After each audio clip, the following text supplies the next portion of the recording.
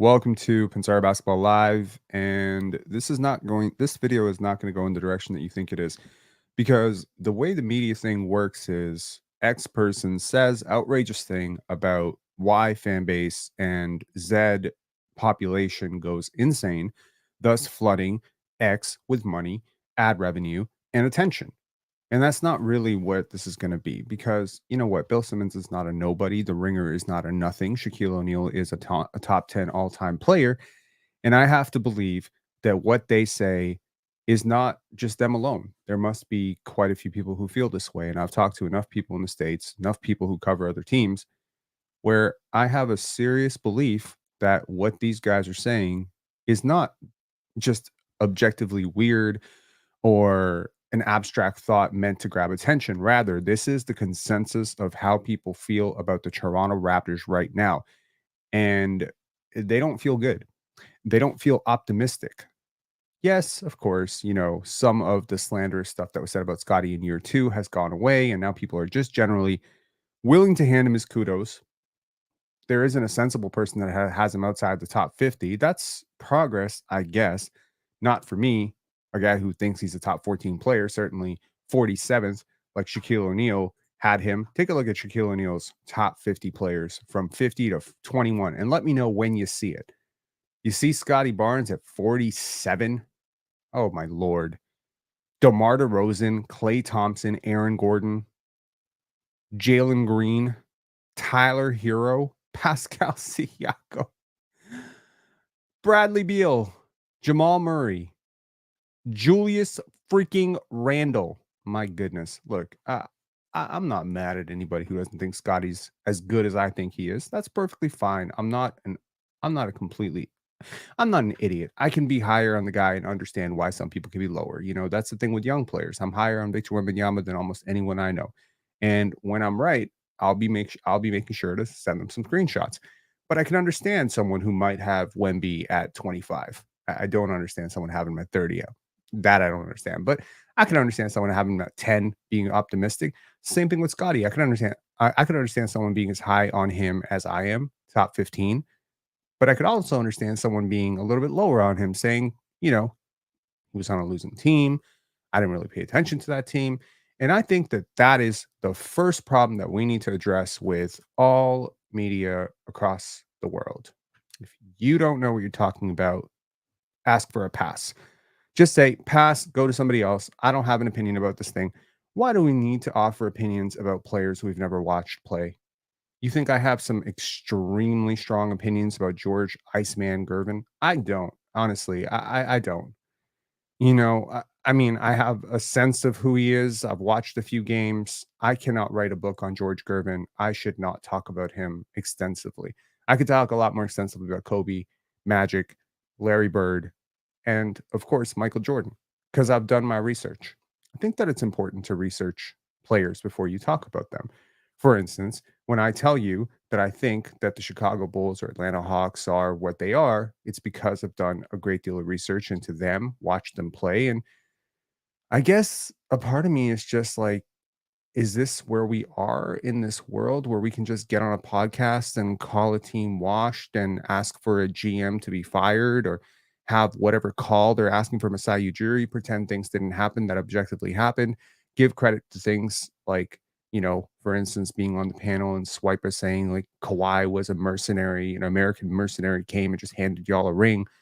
And then in the same breath, having him basically, or having the panel basically agree that Kawhi Leonard is an unreliable diva who doesn't suit up. Like, which one of these things is true? If you get what I'm saying, this narrative stuff is just, it's obsessively weird to me. And I think so. The first thing is, I think the problem is these people don't watch the teams that they're talking about. But unfortunately, because they run podcasts and the podcasts need money and their stupid gambling sponsors need to pour, money into them. And in order to do that, they need to create content. Well, now they need to do a rookie report on rookies they haven't watched. Then they need to tell you about Paolo Banchero when they've watched 2 games. And they need to tell you about how Cade Cunningham's going to be so great when they watch 1 game of him in college. And I think that that is wrong. And, that's probably why I have an issue with what Bill Simmons did here. Take a look.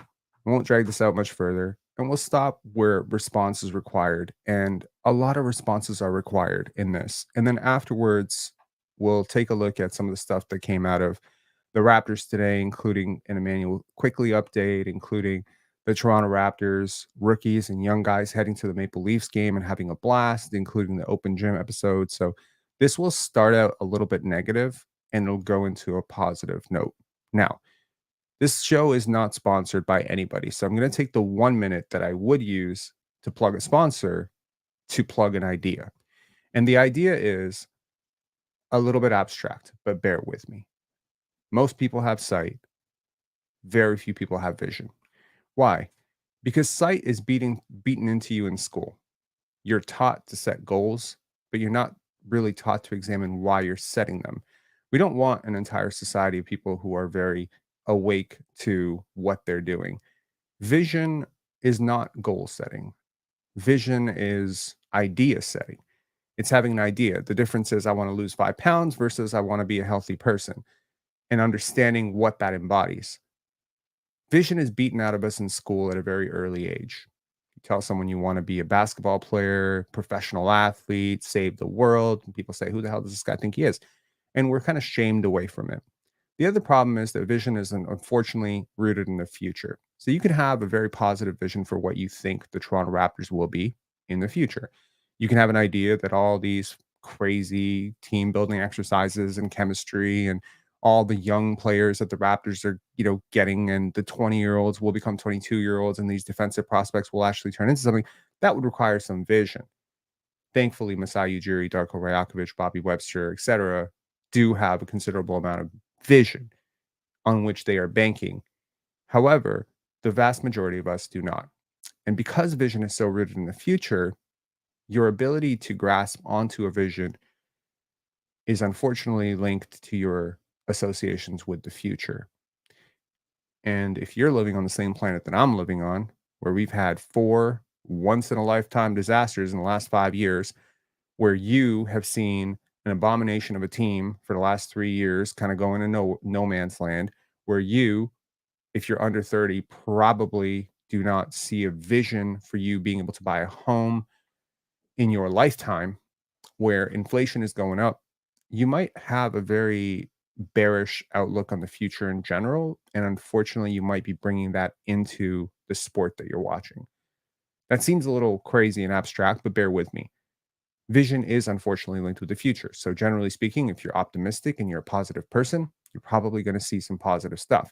And if you're very negative in general, you're going to have a negative outlook towards anything that requires you thinking about the future because you're not happy about your own future. I think it's important to leave our own negativity outside and just try to be as objective as possible. So instead of screaming at the microphone at how stupid Bill Simmons is, because he's not stupid, and Ryan Russillo, who I've listened to endlessly on very many podcasts, and I think he generally knows what he's talking about, instead of being just this rage machine and saying these guys are idiots and they hate Canada and they hate the Raptors and why is it so unfair and life is so stupid, instead of doing that, let's try to understand what they're saying. Is anything they're saying true? I want to try to go into this with an open mind. And I want to preface what I'm saying, and I want to be very honest about something. I have not watched this through completion. I do not know what they're going to say. I watched a 30-second soundbite and I had to say, okay, cool. And shout outs to Felicia and Ryan for messaging me and saying, like, what do you think about this? Because, of course, when somebody's talking about your team in this mocking, somewhat humiliating way on a national stage, you get angry. But instead of getting angry, let's think about it. Let's not do what they do, and let's just try to examine whether what they're saying might be true. All right, let's listen to it. Doing worse rosters. Okay. Hang on one second. Pull this up. Toronto Raptors. Let's go. Russillo. I immediately hate this energy. I'm just going to be honest. Like, I just had them in the worst season tickets draft, over under 29.5. They were 25-57 last year. It's a blanket under for me. Heavy under. The heaviest. Okay. So 29.5, taking the under. Given the schedule that the Raptors have drawn, if this coverage stops right now, I don't care. The use of the word heavy under. I mean, okay, what do you think? They're going to win 24 games? And I think the reason that people maybe assume 24 wins is because of how the Raptors managed their 25 wins last year. They seem to believe that, and again, let's look at the logic. Okay, instead of being angry, let's try to be insightful. Last year, the Toronto Raptors had two presumably good players in OG Anunoby, Pascal Siakam. And despite that, even though they lost him at the half season mark, they managed to win only 25 games. Therefore, on the one hand, you think about those two players. On the other hand, you think about RJ Barrett and Emanuel Quickley, and you say, well, Pascal and OG are better than Emanuel Quickley and RJ Barrett in a vacuum. And so the team probably should be around 25 wins, even if you account for a certain amount of, progress from Scotty. This does not factor in the fluctuating lineup. This does not factor in first year coach versus second year coach. This does not factor in Grady being a year older. And even if it did, maybe Grady being a year older is worth one win. I disagree, but sure. It's just given how this also factors in Gary Trent is now in Milwaukee and he was an occasional and sometimes frequent starter for you. They probably don't feel very highly about Jacoby Walter or anybody the Raptors drafted because, it's not Reed Shepard, it's not Zach Edey, it's not Zachary Risacher, it's not Alex Sarr. Nobody knows who these people are. So if I try to tell them that Jacoby and Jamal Shed and Jonathan Mobo, I'm pretty sure if you ask Bill Simmons who is Jonathan Mobo, I think he might tell you he's a cartoon character. I don't think he knows who these people are. So there's a lot of underrated stuff that the Toronto Raptors have done, I think, in terms of roster construction. And none of it is as obvious as newsflash, Raptors trade for Zach LaVine or newsflash, Raptors trade for Brandon Ingram. Because I'm pretty sure right now, if the Raptors traded all their young assets for Brandon Ingram, these people would presumably think the Raptors would be a 38-win team.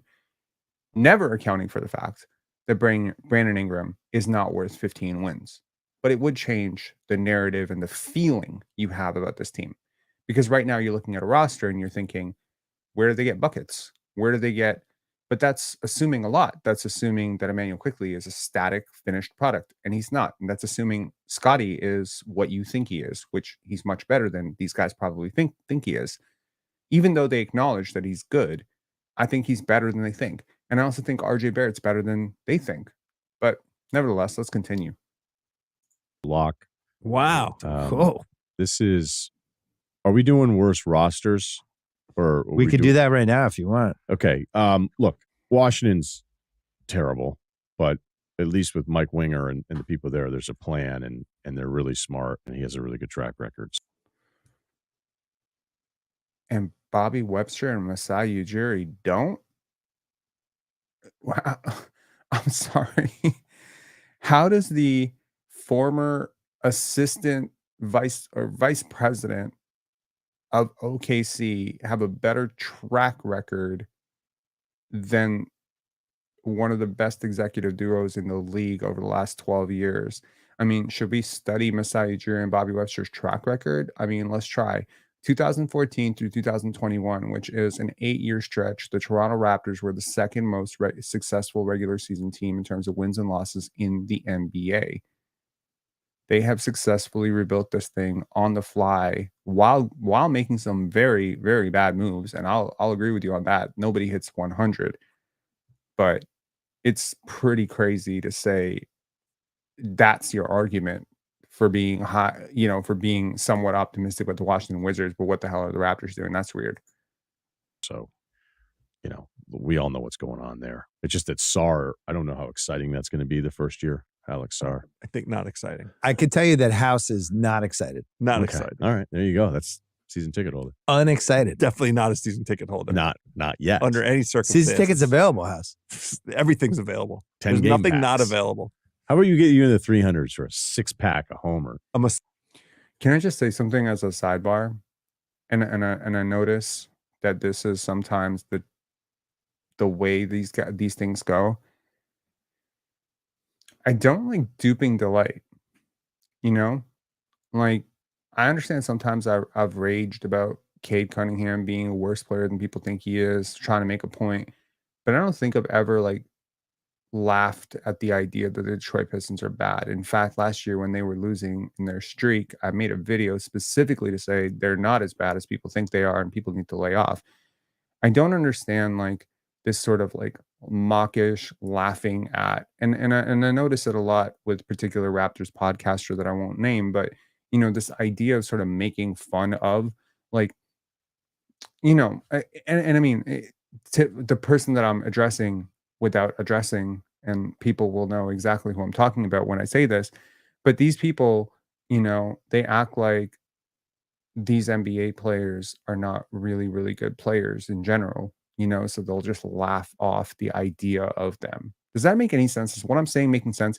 Like, it'll be like right now if I was like, yeah, and Jonathan Mobo is going to do anything for you. Like, you know what I mean? Like, it's just, there's a snarky, disrespectful demeanor in which they talk about this. And I don't like it. So this feels mawkish. Massage. Okay. They offered me a massage during the game. Kind of massage. Is this All right, entertaining? so look, Chicago's been mentioned, Portland's been mentioned. I think that's a little disrespectful. There's some Charlotte stuff you could go through there too deep going, is this that much fun? Let me offer to you Toronto and what they're spending on this group. Because once we looked at the numbers after the offseason, everything had settled down. So this team went 25-57. They traded for Quickley and RJ Barrett, where I'll go on record saying, like, I think OG and some of the shooting numbers are a little inflated because they're specific, where I thought RG had a little bit more, or RJ Barrett had a little bit more flow to the game and like getting into his offense. So I think he's actually like a little bit more talented offensive player. The metrics. It's not. Why was this built up as some sort of like massively hot take? Saying RJ Barrett is more talented than OG Anunoby is not a hot take. It's obvious. I think it would be obvious to a 5-year-old who watched these two players play basketball. OG's better, RJ's more talented. It's like, I don't. Okay. On it. Tell me I'm an idiot. Okay, fine. Yep. Quickly, you knew as soon as you signed him, you're going to be like, I really like him. Now I don't. They're spending I don't know if I speak for everybody. I still really like Emanuel Quickley, but okay. $81.5 million this year on Quickley, RJ Barrett, and Bruce Brown. Context. Bruce Brown's an expiring contract. Nobody ever thought he was worth $23 million. His contract was basically signed as an asset because the Indiana Pacers needed to get to the salary floor, and that's what the Raptors traded for. Presumably, they thought he'd have a little bit more value, but acting like they value him at that number or whatever is just pretty insane. Also, check the contract of Karl-Anthony Towns, Kawhi Leonard, who may not play a game this year. I mean, there's a lot of really ugly contracts in the NBA, and I could certainly not tell you that Bruce Brown's one of the 100 worst contracts as an expiring contract. I mean, yeah, if he was 23 million 5 years, oh my god, that would be toxic. But the Jakob Poeltl thing, like, I've taken some issue that I think Jakob Poeltl is a little bit overpaid. Watching him play in the preseason, watching other centers like him get 13 to 14, and then seeing his edge as a passer, I think the way Darko is using him, more so than the way Nurse used him, because Nurse used him much more as a finisher for Fred VanVleet in the pick and roll. Whereas I think okay, so let me just say this. I obviously have had some very clearly bearish takes on the Jakob Poeltl trade. I didn't like it at the time, etc. Forget about that. We're not exploring the past. We're exploring the future. And in the future, Jakob Poeltl is a 29-year-old big in the NBA who is a very good player. I think it's important to realize that the way Nurse was using him, mainly his talents that were being put on display were his finishing talent at the rim, his screening, his screen setting, and his defense. And right now, we're getting another element of his skill set that is being unlocked. So not only are we getting him being a finisher, not only are we getting him being a good rebounder and a defender, and obviously Darko's system requires for even more screen setting, we're also seeing him as a playmaker. And it is actually the playmaking that makes him a completely different player. Like, we're using him very differently.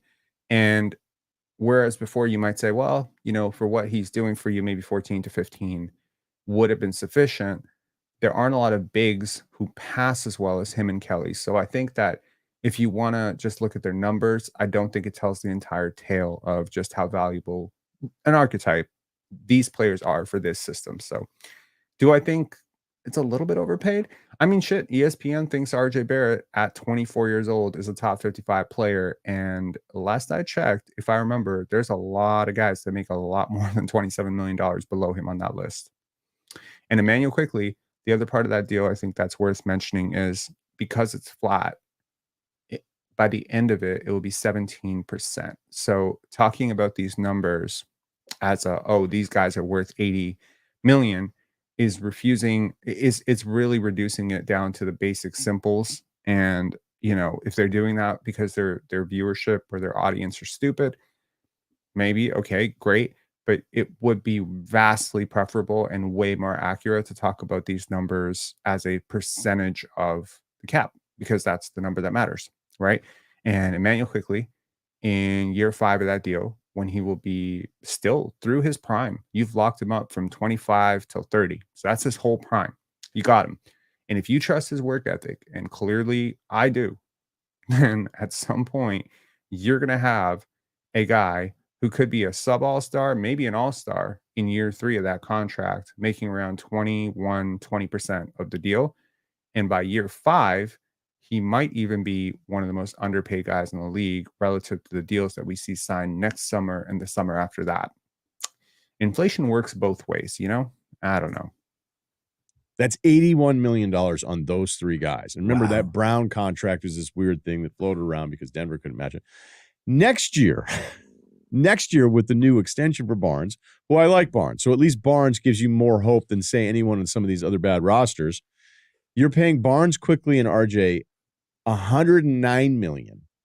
And if you want to throw in Jakob Poeltl's $20 million, that's $129 million in 2 years for Barnes, Quickley, RJ Barrett, and Jakob fucking Poeltl, who I like. I like Jakob Poeltl. They gave him an $80 million extension because they traded for him. I think they added Olynyk because they gave up a pick for Poeltl. Right, but they're bad and kind of expensive. Yeah. I don't understand. It's the rarest of rare. Yeah. The Pistons hit this a couple years ago. Yeah, when they had Blake. The Quickley contract is exactly the type of contract I would just never give out if I was a GM. It's in that Jordan Poole hero. You're paying between 30 and 40 million for a guy who. Is it time for an investor call on Masai Ujiri? Oh, man. Is it time? I don't know if I had any Masai stock. Masai won the title. The Kawhi trade won the title. We are officially 5 years outside the won the title window. Well, he's definitely outside it. I think the Raptor fans are kind of wondering what's going on with this team. What the fuck is this team? I need a break. Okay. Okay, go ahead. I can't believe you're right, House. Anyway, answer your own question. No, I'm just asking. Here's it. The trade of OG is fine. Why would you bring back those 2 guys? What's the alternative? Trading them away? Letting them walk? The trade for OG is fine. Why would you bring those 2 back? If the trade is fine, why would you not want to keep the players that you I don't get it. What is your goal? What are you imagining you're going to do with this team? How are those 2 guys who are you competing against? Pieces? Who are you competing against for that Quickley money? Right. Was somebody else sitting there like the Russians? Okay. I'll bite. Yes. There were 2 other teams that could absolutely use and probably would have used Emanuel Quickley, because despite what these 3 think, Emanuel Quickley is a really good player that is very well regarded around the league, and 3-point shooting, especially when you combine it with his other abilities and his track record for getting better and his work ethic and the fact that generally around the league people really like him, maybe there wasn't a $32 million contract out there for Emanuel Quickley. Was there a $28 million contract? I believe so. I think the contract would have come from the Spurs or the Orlando Magic. I really believe that. I heard some stuff, about the Spurs, and take that with a grain of salt. Do I think the Raptors definitely paid him more than anybody else? Sure. But I also think the Raptors are competing with two teams that are in a state that don't have state income tax. And that has to matter. That's the cost of competing. And until we change the laws or the NBA changes their rules for teams that are operating in states or provinces with high income taxes, you're always going to be at a slightly competitive disadvantage when it comes to signing contracts. So yeah, you're going to have to overpay by a little bit, and I think we have to account for that. Okay, but acting like Emanuel Quickley at 32.5 million on a flat contract over 5 years is like some sort of egregious, like nobody else would have paid even 25. I vastly disagree. Yeah, the comparison to Jordan Poole is absolutely insane. He is so much better a player than Jordan Poole. And even the best version of Jordan Poole, which he is far removed from, I would have taken Emanuel Quickley over that player. I'm sorry. I think this is disrespectful. Another league? Is there another league? Yeah. Is there a live basketball tournament that we don't know about? I don't. What's weird is that for all the money they spent, I still don't like how all of these guys mesh together. You know who doesn't? What? Okay. Who else doesn't? Darko, their head coach, because he couldn't figure it the fuck out.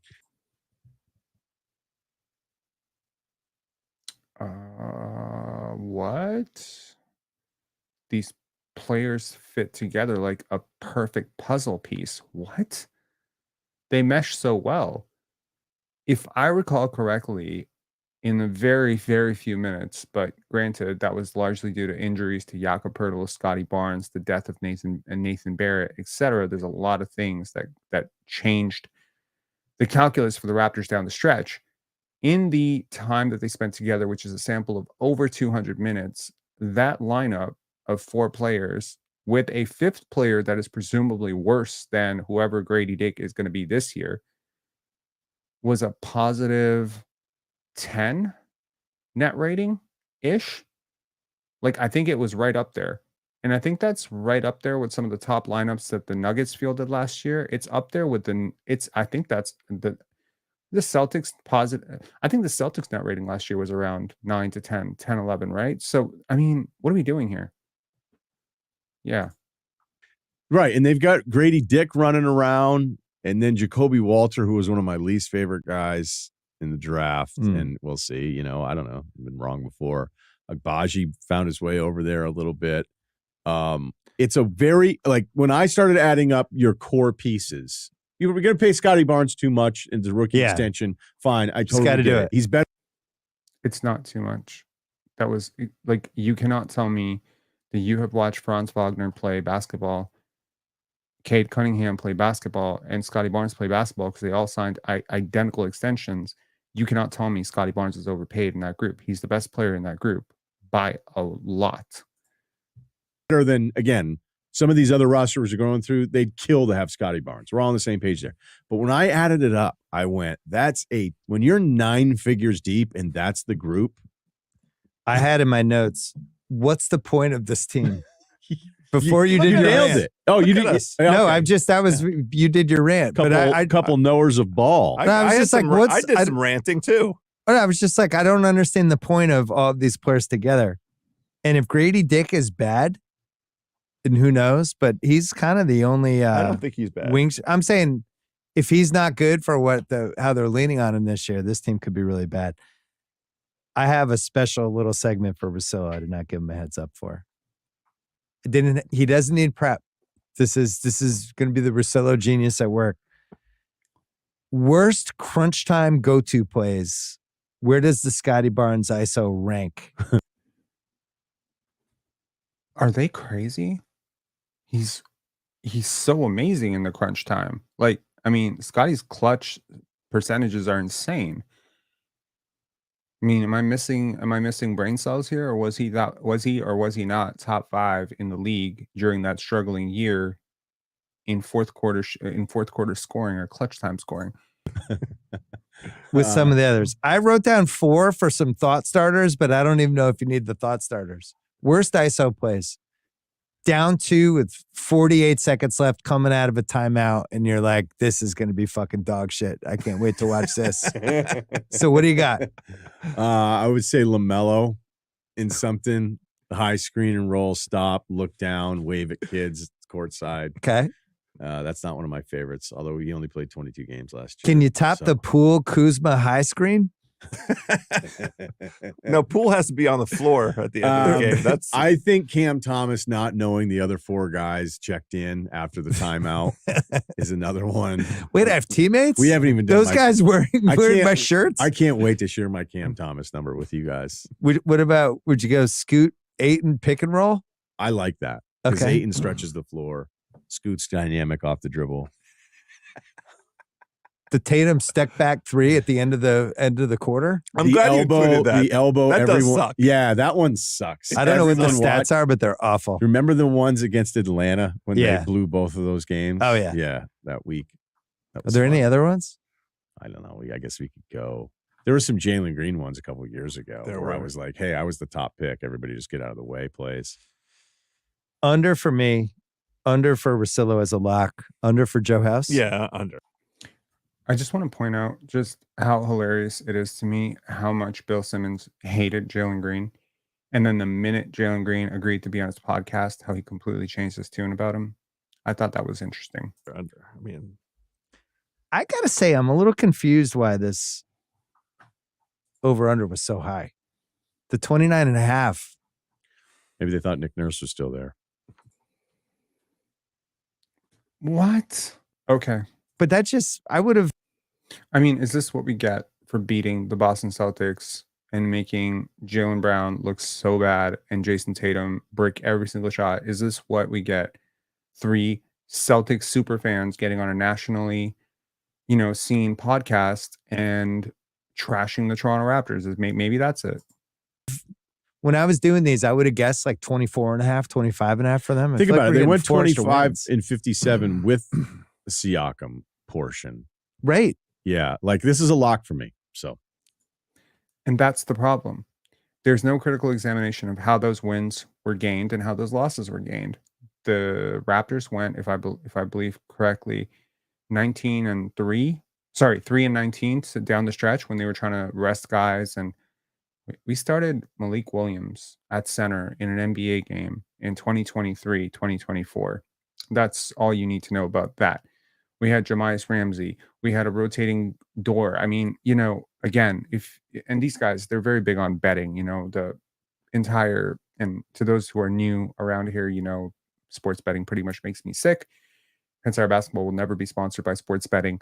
But these guys are really big on betting. So they like to talk about betting a lot. And, one of the things that they really like to talk about, and I just think that people who talk about betting so much should be better researched than this.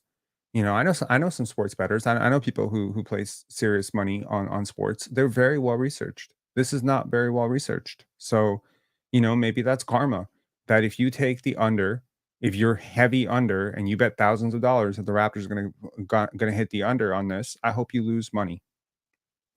I don't like to prey on people's downfall, but this is lazy analysis. And I pity the people who listen to this podcast and then get one impression of the Raptors and then just never want to watch a single Raptor game. Because again, if you think this Raptors team is trash, you probably are going to carry that energy into the season. And, if you're a Charlotte fan or a Detroit fan or a Lakers fan who thinks this team is trash, you're probably not going to want to tune into the game where your team plays the Raptors. It's generally speaking, it's just bad publicity is probably not the best thing for this team right now. But luckily for this team, they're shutting everything out. And they also didn't have a first round pick. Not that. That's not true. We did. His name is Jacoby Walter, and he's going to be pretty good. Maybe this draft won't help. All right. Speaking of the vibes around Toronto, I want to share a video with you that just made me very happy earlier today. And if you follow us on X, I cut a snippet of this and I put it to the Office opening theme, and I thought it was funny. So Basketball, Jama, you want to take a lead? We could do like regular dynamic warm-up and just kind of go up and down like we normally do. And Johnny's the best in the world at doing that. But I'm giving him a break today. So, easy warm-up. We're just gonna hop up, just like this, yeah? I love it. I love the camaraderie.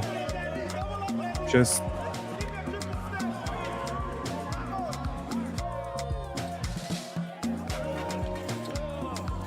all right.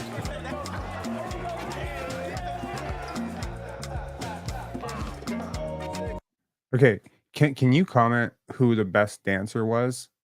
I have a really hot take for who the best dancer is on the Toronto Raptors.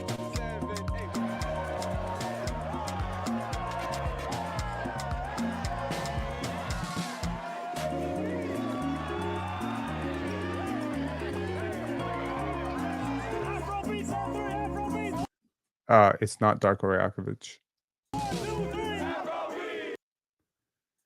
Shout outs to Raptors Open Gym. Yak, I'm guessing nope. Grady baby, nope. Jacoby got it, but no, actually.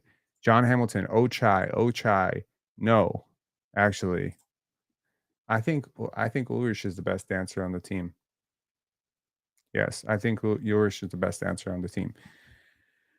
Okay, let's dig into Toronto Raptors press availability, and before that, we will just briefly cover what I think will be an interesting segment on team growth. Raps fan 1784 saying Shaq is a casual basketball fan. Carton looked like he had good moves. Oh, for sure. But it's just the thing is when you can actually move and you're really tall, like Ulrich is like 6'11 and he can actually move like he's 6'2, that is very impressive to me. So you get a lot of credit for moving that way. And also there is, maybe not a scientific correlation between being a good dancer and being a good basketball player, but there is a link to this. Okay. Overall, how do I feel about what they said? I get it.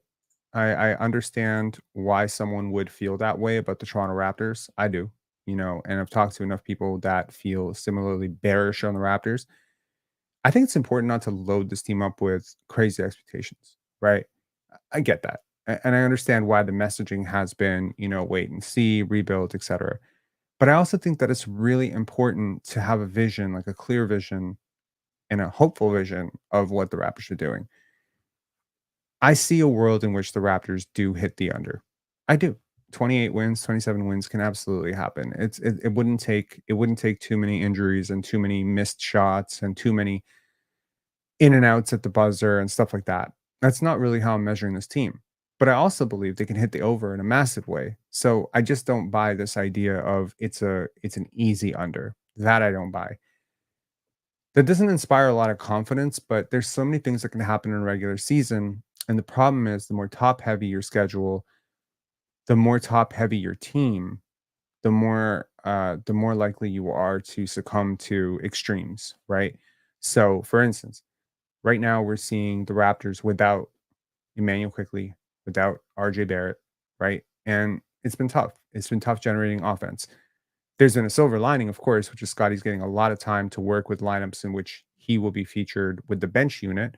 But overall, in an ideal world, you would want your players healthy coming into the season because you're going to hit the ground running. You have a really tough schedule, and you don't want to be figuring out how to play with each other against Cleveland and against Boston in the regular season. You want to be able to figure that out in preseason. And unfortunately, the Raptors are not going to have a chance to do that. And we don't even know how long RJ Barrett's going to be out with that shoulder. So presumably, you could really, really struggle. You could be 2-17 and then tear it apart. Someone asked me the other day what they think the schedule, if the Raptors are healthy, what do I think the record will be after 5? And I found myself saying 2-3 or 3-2, like one of those two. And I think that's fair.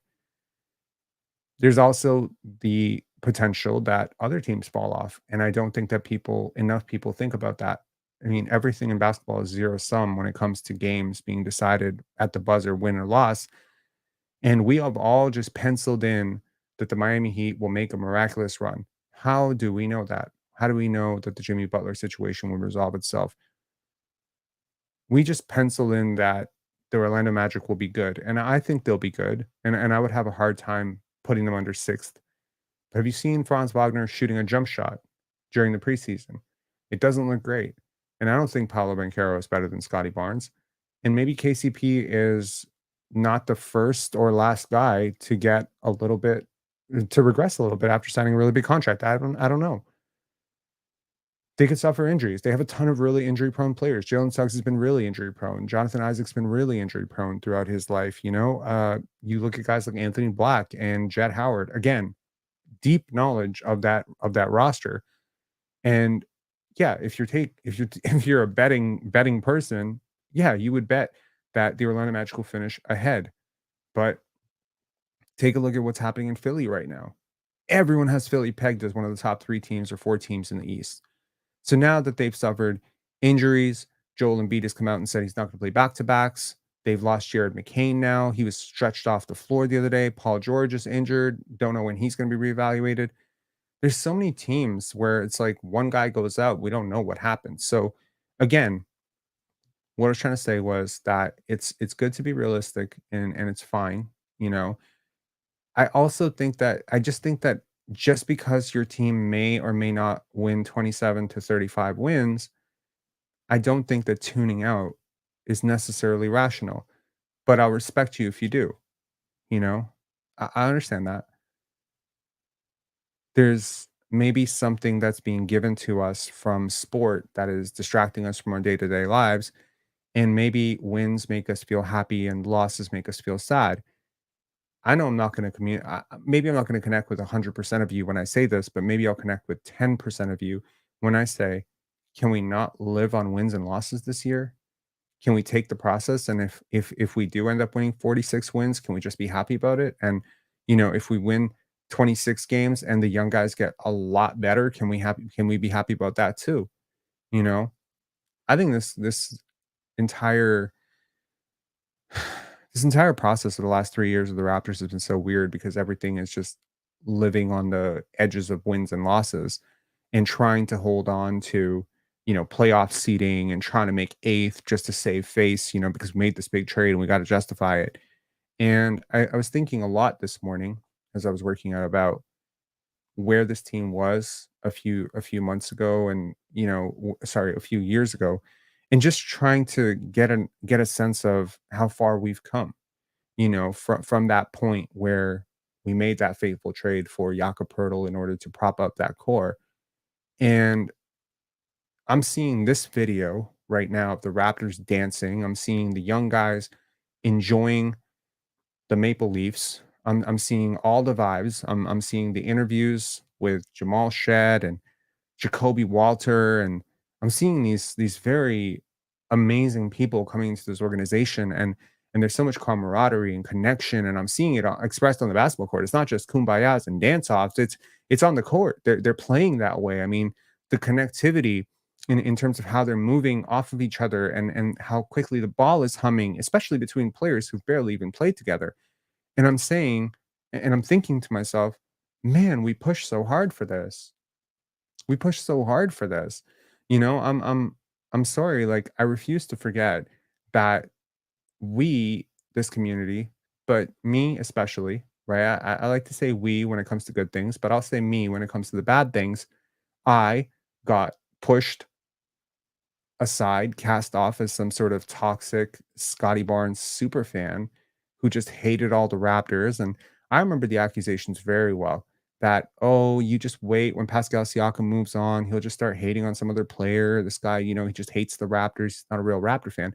And it just got me thinking, can you imagine someone hurting, your child? I think you would be very upset about that. I think if someone came into your house and destroyed it, you might get really upset about that. And you would ask that person to leave or to clean up. Like when people destroy something that's meaningful to you, you should speak up. And that I think that's what we did. I think that's what we did. I think we did it in a very loud way to the point where some obscure channel with barely 1,000 subscribers grew to a channel with 11,000 subscribers, which is still nothing, but pushed such a strong agenda about this team being selfish and not developing, as the entire media tried to tell us that the young guys were just crappy basketball players. Do you remember that?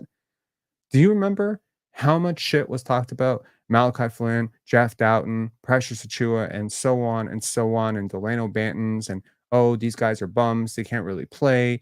Fred VanVleet has no backup. It's not his fault. Blah blah blah. The examination of, well, maybe there's something wrong with the water was never there.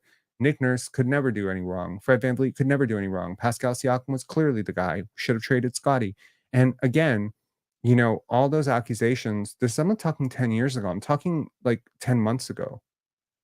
It was 10 months ago, you know? And believe me, I have an entire folder on my hard drive, and I hope that hard drive is never damaged. It's like hundreds of files of tweets and things people said. And one day it's going to be the subject of like a 2-hour video that is going to be called, "Ha ha, you're an idiot." And really, I just think that this community deserves a lot of credit for speaking the truth when the truth got you abused online, and it got you called a hater, and it got you blocked, and it had people unsubscribing, and it had people writing nasty messages and threatening emails and calling you all sorts of names and projecting all sorts of bullshit on you. And I think that it's a good message. It's sometimes unpopular to stick your neck out and say something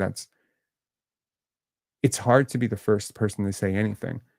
I don't remember anyone calling this team selfish other than myself. I'm not even kidding about that. And if I'm wrong, please find me the person who did it. Please do. Because I would love to be friends with that person because they saw it too. I don't remember anyone saying that. I was calling it out in 2021, Scotty's rookie season, on Facebook. And again, it started a movement. So I'm insanely proud of this community because my girlfriend was saying, it's kind of funny, but you've really changed something. Do you ever think about that? Like, you've actually changed. I think you've actually, this channel that you've built here has actually changed the team that you love so much, because they have massively overcorrected. I don't know if you could see that. They've massively overcorrected. This is my favorite Raptor team. Is that crazy to say? This might be up there with my favorite Raptor teams of all time. Favorite Raptor teams include, I think, the 14-15 Raptors, the 15-16 Raptors, the 18-19 Raptors, the 06-07 Raptors, and the 2000 to 2001 Raptors. Those are like my favorite Raptor teams of all time. This team is right up there with all of them. I love it. I'm really happy. And win, lose, draw tomorrow night, win, lose, draw every single game this season. You're not going to see me turn negative. A 40-point blowout is not going to have me crying. I'm just a happy, relieved person that the team that I love is going to play a brand of basketball that makes me happy. Yeah. What's this next week going to be like for you as you head up to your first real action in the start of the season? I feel like it's going to be the same, but just more intensity. I feel like getting used to it, getting adjusted. These preseason games. So I feel like each game is getting better and better, and that's the most important thing. And I feel like I've been doing a good job. Anything surprise you so far about this transition? Just the intensity. I feel like the pace is up tempo, but the intensity is different. I feel like us younger guys got to bring the intensity, and I feel like that's what the Raptors does, bring a lot of effort and the defense on the defensive end. What do you feel has been the biggest adjustment at the NBA level so far? Probably just timing. I feel like, in college you got a lot of time, so NBA, time is limited. There's certain spots you got to be here and here, so I feel like time is definitely different. Oh, physicality? Physicality, I feel like, I'm in great shape, so I feel like physicality is a little bit more stronger, but I feel like I'm ready for that.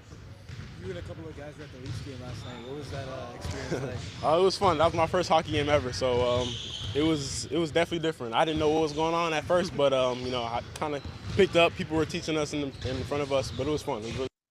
I really like that. And Jamal Shed and him both shared this post on social media that said, "I'm a hockey fan now," which is pretty cool. What is it like, kind of like bonding with the other young guys on the team, going out to the Leafs game and other experiences that you guys might have? It's been great. We've been bonding on and off the court. We've been going to dinner, so just building that team chemistry early from the younger guys, and it translates. So I feel like it's definitely good. Has anybody pulled you aside, giving some words at all, teammate-wise? I feel like everybody has. Obviously, Scotty has, but I feel like Quick, RJ, G-Temp, everybody, all the vets been, giving us advice and everything, trying to keep us up to date. So what's it been like for you the last little while recovering, but then also watching your teammates play? Been a little different for sure. Always want to be out there with your guys. I really appreciate there's a part in Emmanuel Quickley's interview where he's gonna own Michael Grange, and it's really funny. But just trying to find different ways to get better, different ways to help other guys get better. Just from what I've learned in the last 4 or 5 years being in the league, different ways. We have a lot of rookies. Every time somebody has to sing happy birthday, it's like 7 or 8 rookies. So I have an obligation to help 7 or 8 guys anytime I get a chance. So I try to do that. How's it felt the last couple days, sort of ramping up and going through full packages again? Pretty good. They had like 4 or 5 different casts to try out. Just trying to find a good one that can protect me. But feel pretty good. Otherwise, just trying to get my wind back and stuff like that, get my legs under me. You're going to play with that? Something like that? Still questionable for tomorrow, to be honest. But we'll see. See how I feel tomorrow. I went through practice today, so we'll see how I feel tomorrow. So basically, if it's not going to be swelling tomorrow, he'll probably suit up. But I'm hearing that he's not going to play tomorrow as a precaution. So. It looked like you were working kind of inside a little bit, closer to the rim. Can you explain what the importance of that for your game right now? Just trying to find different ways to get better. I'm pretty much known for somebody that can shoot the three. Feel like I show my playmaking a lot. Just trying to get better. You know, great scorers are great scorers from all 3 levels, really 4 levels, free throw line as well. So just trying to find different ways I can get better around the rim. You know that thing that I said earlier about how most people don't have vision? I think a lot of people who would have seen Emmanuel Quickley would have pigeonholed him into a Jamal Crawford role or maybe a Keontae George type of role, like a spark plug scorer off the bench, you know? But it takes a special type of genius to see that player and then to say, you know what that guy could be? He could be a 25 point per game scoring point guard. I think it's pretty cool. Increase my 2-point percentage. That'll open up more shots for my teammates and stuff like that. So just trying to get better. Emmanuel, you look at last year, it was one of your first extended runs at being a point guard. Really, given the situation. Well, my first extended run to y'all. I've been a point guard my whole life. I love that he did this because, like, very many times when we watch these interviews, I mean, I'm sympathetic to the idea that people only ask questions that pertain to the work that they are working on, and therefore they need quotes for their articles. And I get it. I understand how the media works. That being said, sometimes I always wonder, how did these players keep a straight face and let these questions slide?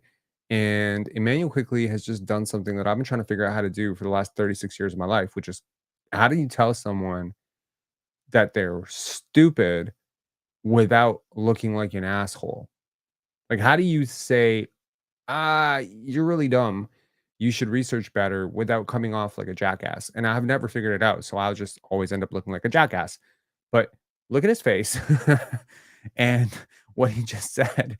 First stint to y'all, which is basically, translate, you need to research my game. I thought it was I was really funny. But, in the NBA, because you had to bounce between different roles and then being a starter. So when you look back in the offseason, how did you think you did? Where do you think you are?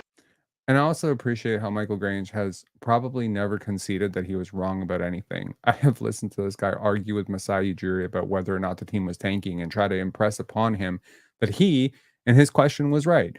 I'm trying to be a little more courteous and a little more professional with my statements about specific media members, which is why my earlier jab against unknown media members' snarky remarks was said without the name being said. But I think this is weird. Like, just concede. Yes, I'm not familiar with your game. Yes, Emmanuel Quickley, I never watched you in high school. I don't know that you've been a point guard. I only watched you in New York, where, by the way, you played point guard a lot.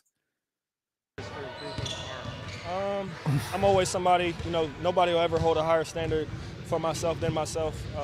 My goals are higher than pretty much anybody could ever ask of me. So for myself. And you know what? A lot of people say that, but he means it. And he really does. Like, you heard it from him when he was in New York. He didn't just pick this up when he was in Toronto. He was talking about what he sees from his game and his vision and his belief, and Chop Wood, Carry Water, a book that he references all the time. And you could just tell that this is a guy who had a much bigger vision, to use the term vision again, for himself than anybody. And the only thing you needed to see if you were Masai Ujiri to justify giving him that contract was having him in your building and seeing, does the work ethic match the vision? And apparently it does. I'm always going to find new ways to get better. I never feel like I'm a finished product, and that's why I'll continue to keep making strides. As far as, leadership, you can be better in that. Day to day, like she said, scoring around the rim, could be better at that. There's always different ways. Defense, there's always different ways you can find to get better, The best players in the world, they find ways to get better, whether it's on or off the floor, and I want to be one of those guys. What have you made of the point guards holding down the role while you've been out? Man, one of the best things about playing against Jamal, or having Jamal and Davion is in practice, I get they try to dog me, and I love it. I wish that I had known that he was going to do this so that I could have a side-by-side comparison of how somebody else had talked about his backups some years ago in Toronto. And this is about as nice a compliment as you can pay to the players backing you up, that they're pushing you and that you appreciate it. Obviously, he could have gone the other way. He could have said, yeah, I'm killing those guys in practice and I'm best. And you can really tell when people are really secure with themselves and when people aren't. It kind of reminds me of when I was at Kentucky. I had Ashton Higgins, and we used to go at it in practice, and Jamal's talking to me and all type of stuff, and I'm talking back to him. So it's good, and I know it's only going to prepare me and him for when we get into battle. So it's good to have guys like that push you to become better, because iron sharpens iron. Do you like the idea of potentially spending time on the court, like playing Wait, with one? I get fined for that? I don't know. I'm good. Well, Not from us. Got to stop cursing, man. Do you like the idea of potentially spending time on the court with one of them and kind of like playing on and off the ball, being able to defer a little bit to another point guard? Yeah, I mean, I wouldn't necessarily call it defer, but more just play alongside. I've done that for pretty much, my whole career, being able. And I love that he clarified on the deference. Perfect. It's like I had the thought. I'm like, I wouldn't call it defer. And then he said it. I'm like, great. That's awesome. That's pretty much how I've been able to find a way to really be in the league, stay in the league, was at first, just being able to play with other guys. Play with Jalen Brunson, play with Derrick Rose, Kemba Walker. I played with numerous amount when we was at Kentucky. Me and Tyrese shared the ball a lot. So just trying to find different ways to be better. It all comes back to that. Finding ways to be better, finding ways to manipulate the game, and find ways. John, it would be Jamal is my most challenging prospect if you want to match the same tone and intensity of the original. Just to be the best player you can. We've seen Scotty bringing the ball up a lot in the preseason. Sort of a similar question, but how do you feel playing alongside him? We didn't see it too much last year during the injury, but sort of you playing maybe more in the shooting position and him handling point guard. Yeah, I feel like I can do either one. Obviously, just the way I've been able to, I feel like I've started to make really well, passing the ball, making reads, watching film, seeing where guys like the ball, seeing where I can manipulate the defense, and then playing with Scotty. Sometimes I'm off the ball. Sometimes, my mindset is to score and attack. So just finding different ways when to score, when to pass, when to take over, when to, let Scotty take over a little bit, and just finding ways to where we can, kind of flow throughout the game. I know you and Yak have been working on the two-man game. You and Scotty could obviously work in so many iterations of the two-man game. What's that process been like? It's good. I say it all the time, playing with great players makes the game really easy. You don't have to do too much. A lot of times you honestly just catching and shooting, so which makes the game really easy. So he's a tremendous player. He's been dominating practice a lot. His vocal leadership is something that, I like and inspires me. I'm sure it inspires my teammates, and it's been a lot of fun. I just love how insanely positive he is. Is that is that a hot take? He's just one of. I've listened to Fred VanVleet and Dennis Schroeder for 2 years, 3 years, 4 years, 4 years. My God, this is such a breath of fresh air. Set those screens for him? Absolutely, absolutely. I know it's been an injury-riddled preseason, but strictly from an observation standpoint, what kind of has jumped out to you about this team and the preseason action? I think our team has already made steps from last year, as I'm sure everybody does in the preseason. Well, not the preseason, but as you spend more time with somebody, you get to know more, you get to see, and you just get to see steps that, your team takes, as a whole. So our guys are really starting to gel together, and we like each other off the court. And that's a big part of chemistry on the floor, is liking each other off the floor, I feel like. So, we got a lot of young guys, immature guys, so we're still working on that part. But overall, I think I like our squad. What's one step that stands out? Um, I think it's such a funny thing. I've had to realize this over my life. It doesn't always matter what you say, it's how you say it. You know, you can poke fun at your teammates and say there's some guys who are immature or there's some guys who have some growing to do. But sometimes it just the energy with which it's said sounds very mean. And sometimes it sounds kind of funny. Anyways, call-ins are open. We're gonna get to calls right after this. We already have one in the queue. So if you want to call, you want to have a conversation about the Toronto Raptors and generally speaking, what we've observed in preseason, we're open for call-ins. chemistry's not one. Could be, but like on a skill set more so. Skill set, how hard we play. I think fans and people around the league will recognize us for how hard we play. Darko wants. You know, another team that was recognized for how hard they play? The 2018-2019 Toronto Raptors, the the 07-08 and 08-09 Boston Celtics. Interesting. You guys to play more aggressively defensively this year, especially at the point of attack. Is that something that suits your style of defense? Yeah, I feel like I can play either way. You know, I can, like I said, I played and also on the ball as far as offensively, you have to be able to do the same thing off the ball. Sometimes you're point of attack and pick and roll isolation, and sometimes you know you're the help man or the rotation man. So you know, defensively, it's really about how hard you do it, not really much about you know tendencies and techniques and stuff like that. But a lot of it is how hard you do it. I got Darko over here making faces, making a heart sign. Love you too, guy. Darko, last preseason game, what do you glad it's over? You think this is going to be an important opportunity for the guys, or? Every game is huge importance for us. We're a very young team. We need all those reps. We need all of those experiences. We need all of those learning moments. So I'm glad that we're playing another road game. We as a young team, we need to learn what it takes to play on the road as well. So this is a great opportunity for us. Do you want to see more guys play, like different guys play longer minutes, or how do you view it? I mean, we're approaching the start of the regular season, so we would like to see our kind of like main rotational guys getting a little bit more minutes, getting in a groove of the season. How did IQ come out of the last couple of days of practice? Really good. Actually, today he was clear to do absolutely everything with the team. He went through full practice, no restrictions whatsoever. So he's doing well. Well, how do you hope to use him for this next game if he does play, or the first game of the season? Are you guys going to work on it slowly, or? For sure. Like if we'll see how he feels tomorrow, if he's going to be available for the game or not.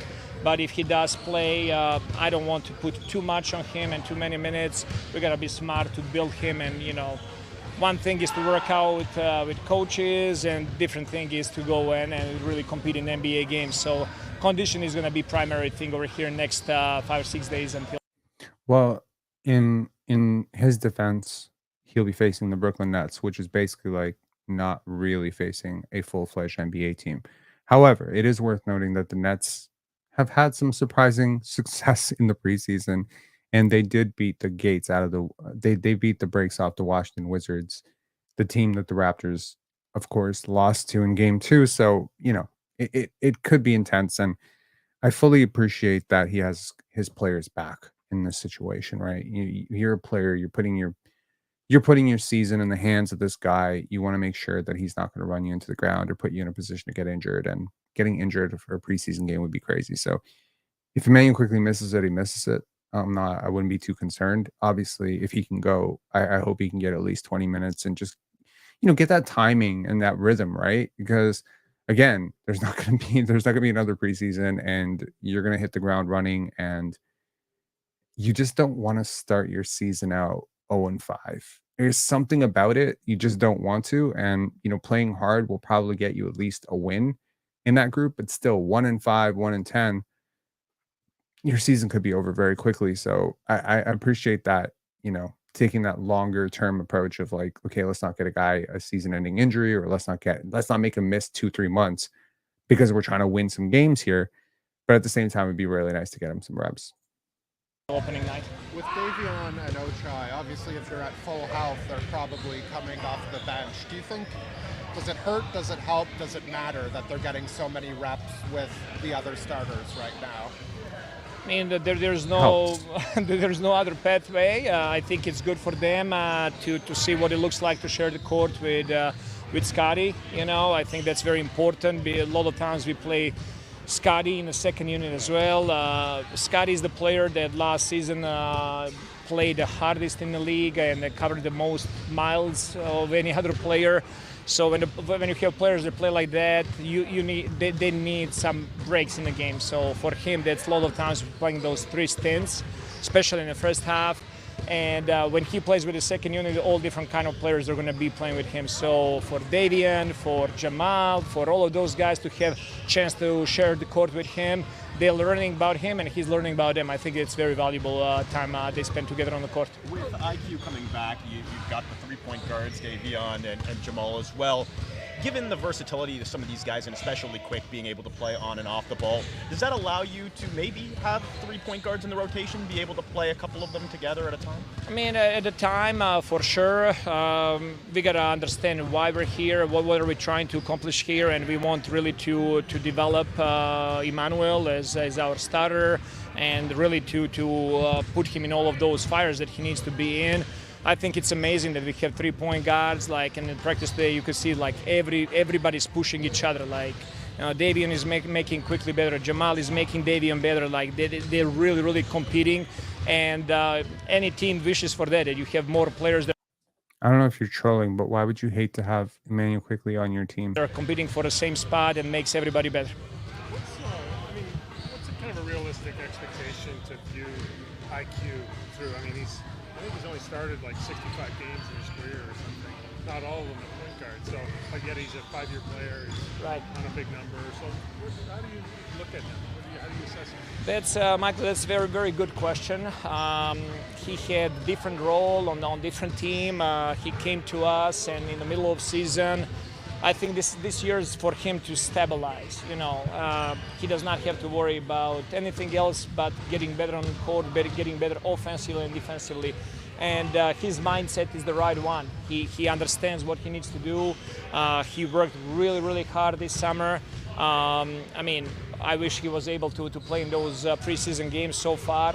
But all we want to see is him growing in a sense of how to run the team, how to be efficient scorer, how to play on the ball, how to play off the ball, how to run the team. This is going to be first time for him to start and be in that role and to be for the whole season and knowing that he belongs there. You know, so it's going to be a learning process for him and for us to use him the best way we can. Darko, how's RJ doing? I don't know who this person is.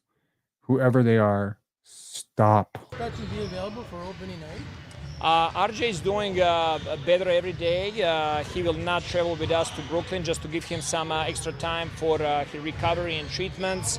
Once we come back, we'll try to see how much he can do in practices. We're hopeful that he's ready for opening night, but I cannot guarantee that at this time.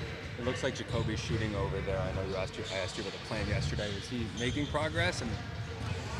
He's making progress. He's getting better, but this type of injuries, especially his stage where he's at, we'll have to be patient. You know, he's doing more. He started doing shots. He started doing ball handling, but he's not clear to do contact yet. Okay, so first, I'd like to address this. You know, does Emanuel Quickley have ironically, an IQ problem? And then we'll get to Little John. So take a 2-minute detour and just talk about Emanuel Quickley for a second. So look, there's a lot of stuff I like about Emanuel Quickley. I love the vertical spacing on the court with him, you know, and his deep shooting threat. I think his shooting is very, very interesting because he can pull it from deep, right? And he plays with maybe not Tyrese Maxey burst, but enough burst where you do have to worry about the drive. I saw the finishing get a lot better. Is he a traditional point guard? Is he the type of person like when I think of great passers in the league, I think of Jokic, I think of Harden in the half court, I think of Malik Monk. I would put him more in Yeah, he's not the greatest passer. And that is, maybe where you benefit from having such great passers around him like Scotty and Yak and Kelly Olynyk. I don't think he's a top 3 passer on this team. No, I don't. And I think if you really pressed for it, maybe Davion Mitchell is a better passer than him. I saw impressive playmaking from RJ Barrett. That being said, this is not a high school offense. This is not your John Stockton and Karl Malone offense where this is not Jose Calderon or Andre Miller pound the ball for 22 seconds or Steve Nash. Like you're not asking him to do that. And I think that instead of honing in on the fact that he's not Mark Jackson, well, Mark Jackson's not him either. He's not Jason Kidd, but Jason Kidd's not him either, right? There's something very interesting that came up today, and I think that it ties in very well to this. So there's a story from 2008. Sam Mitchell was the coach of the Toronto Raptors at the time, and Kevin Garnett was obviously had just headed to Boston Celtics, and Doc Rivers was a coach in Boston after, not doing very much of anything in Orlando. And KG was very intense and he's taking over practices and he was very rowdy. And KG is notoriously a very, very difficult practice player for a lot of players to adjust to. I mean, he gets in your face, he'll push you, he'll grapple with you, he'll threaten you, he'll call you names. Like he really did bring some intense shit to practice. And I'd heard stories about Kevin Garnett going back to 2005, 2004, where you had to wince and be like, I can't believe that's real. He did what to his teammate?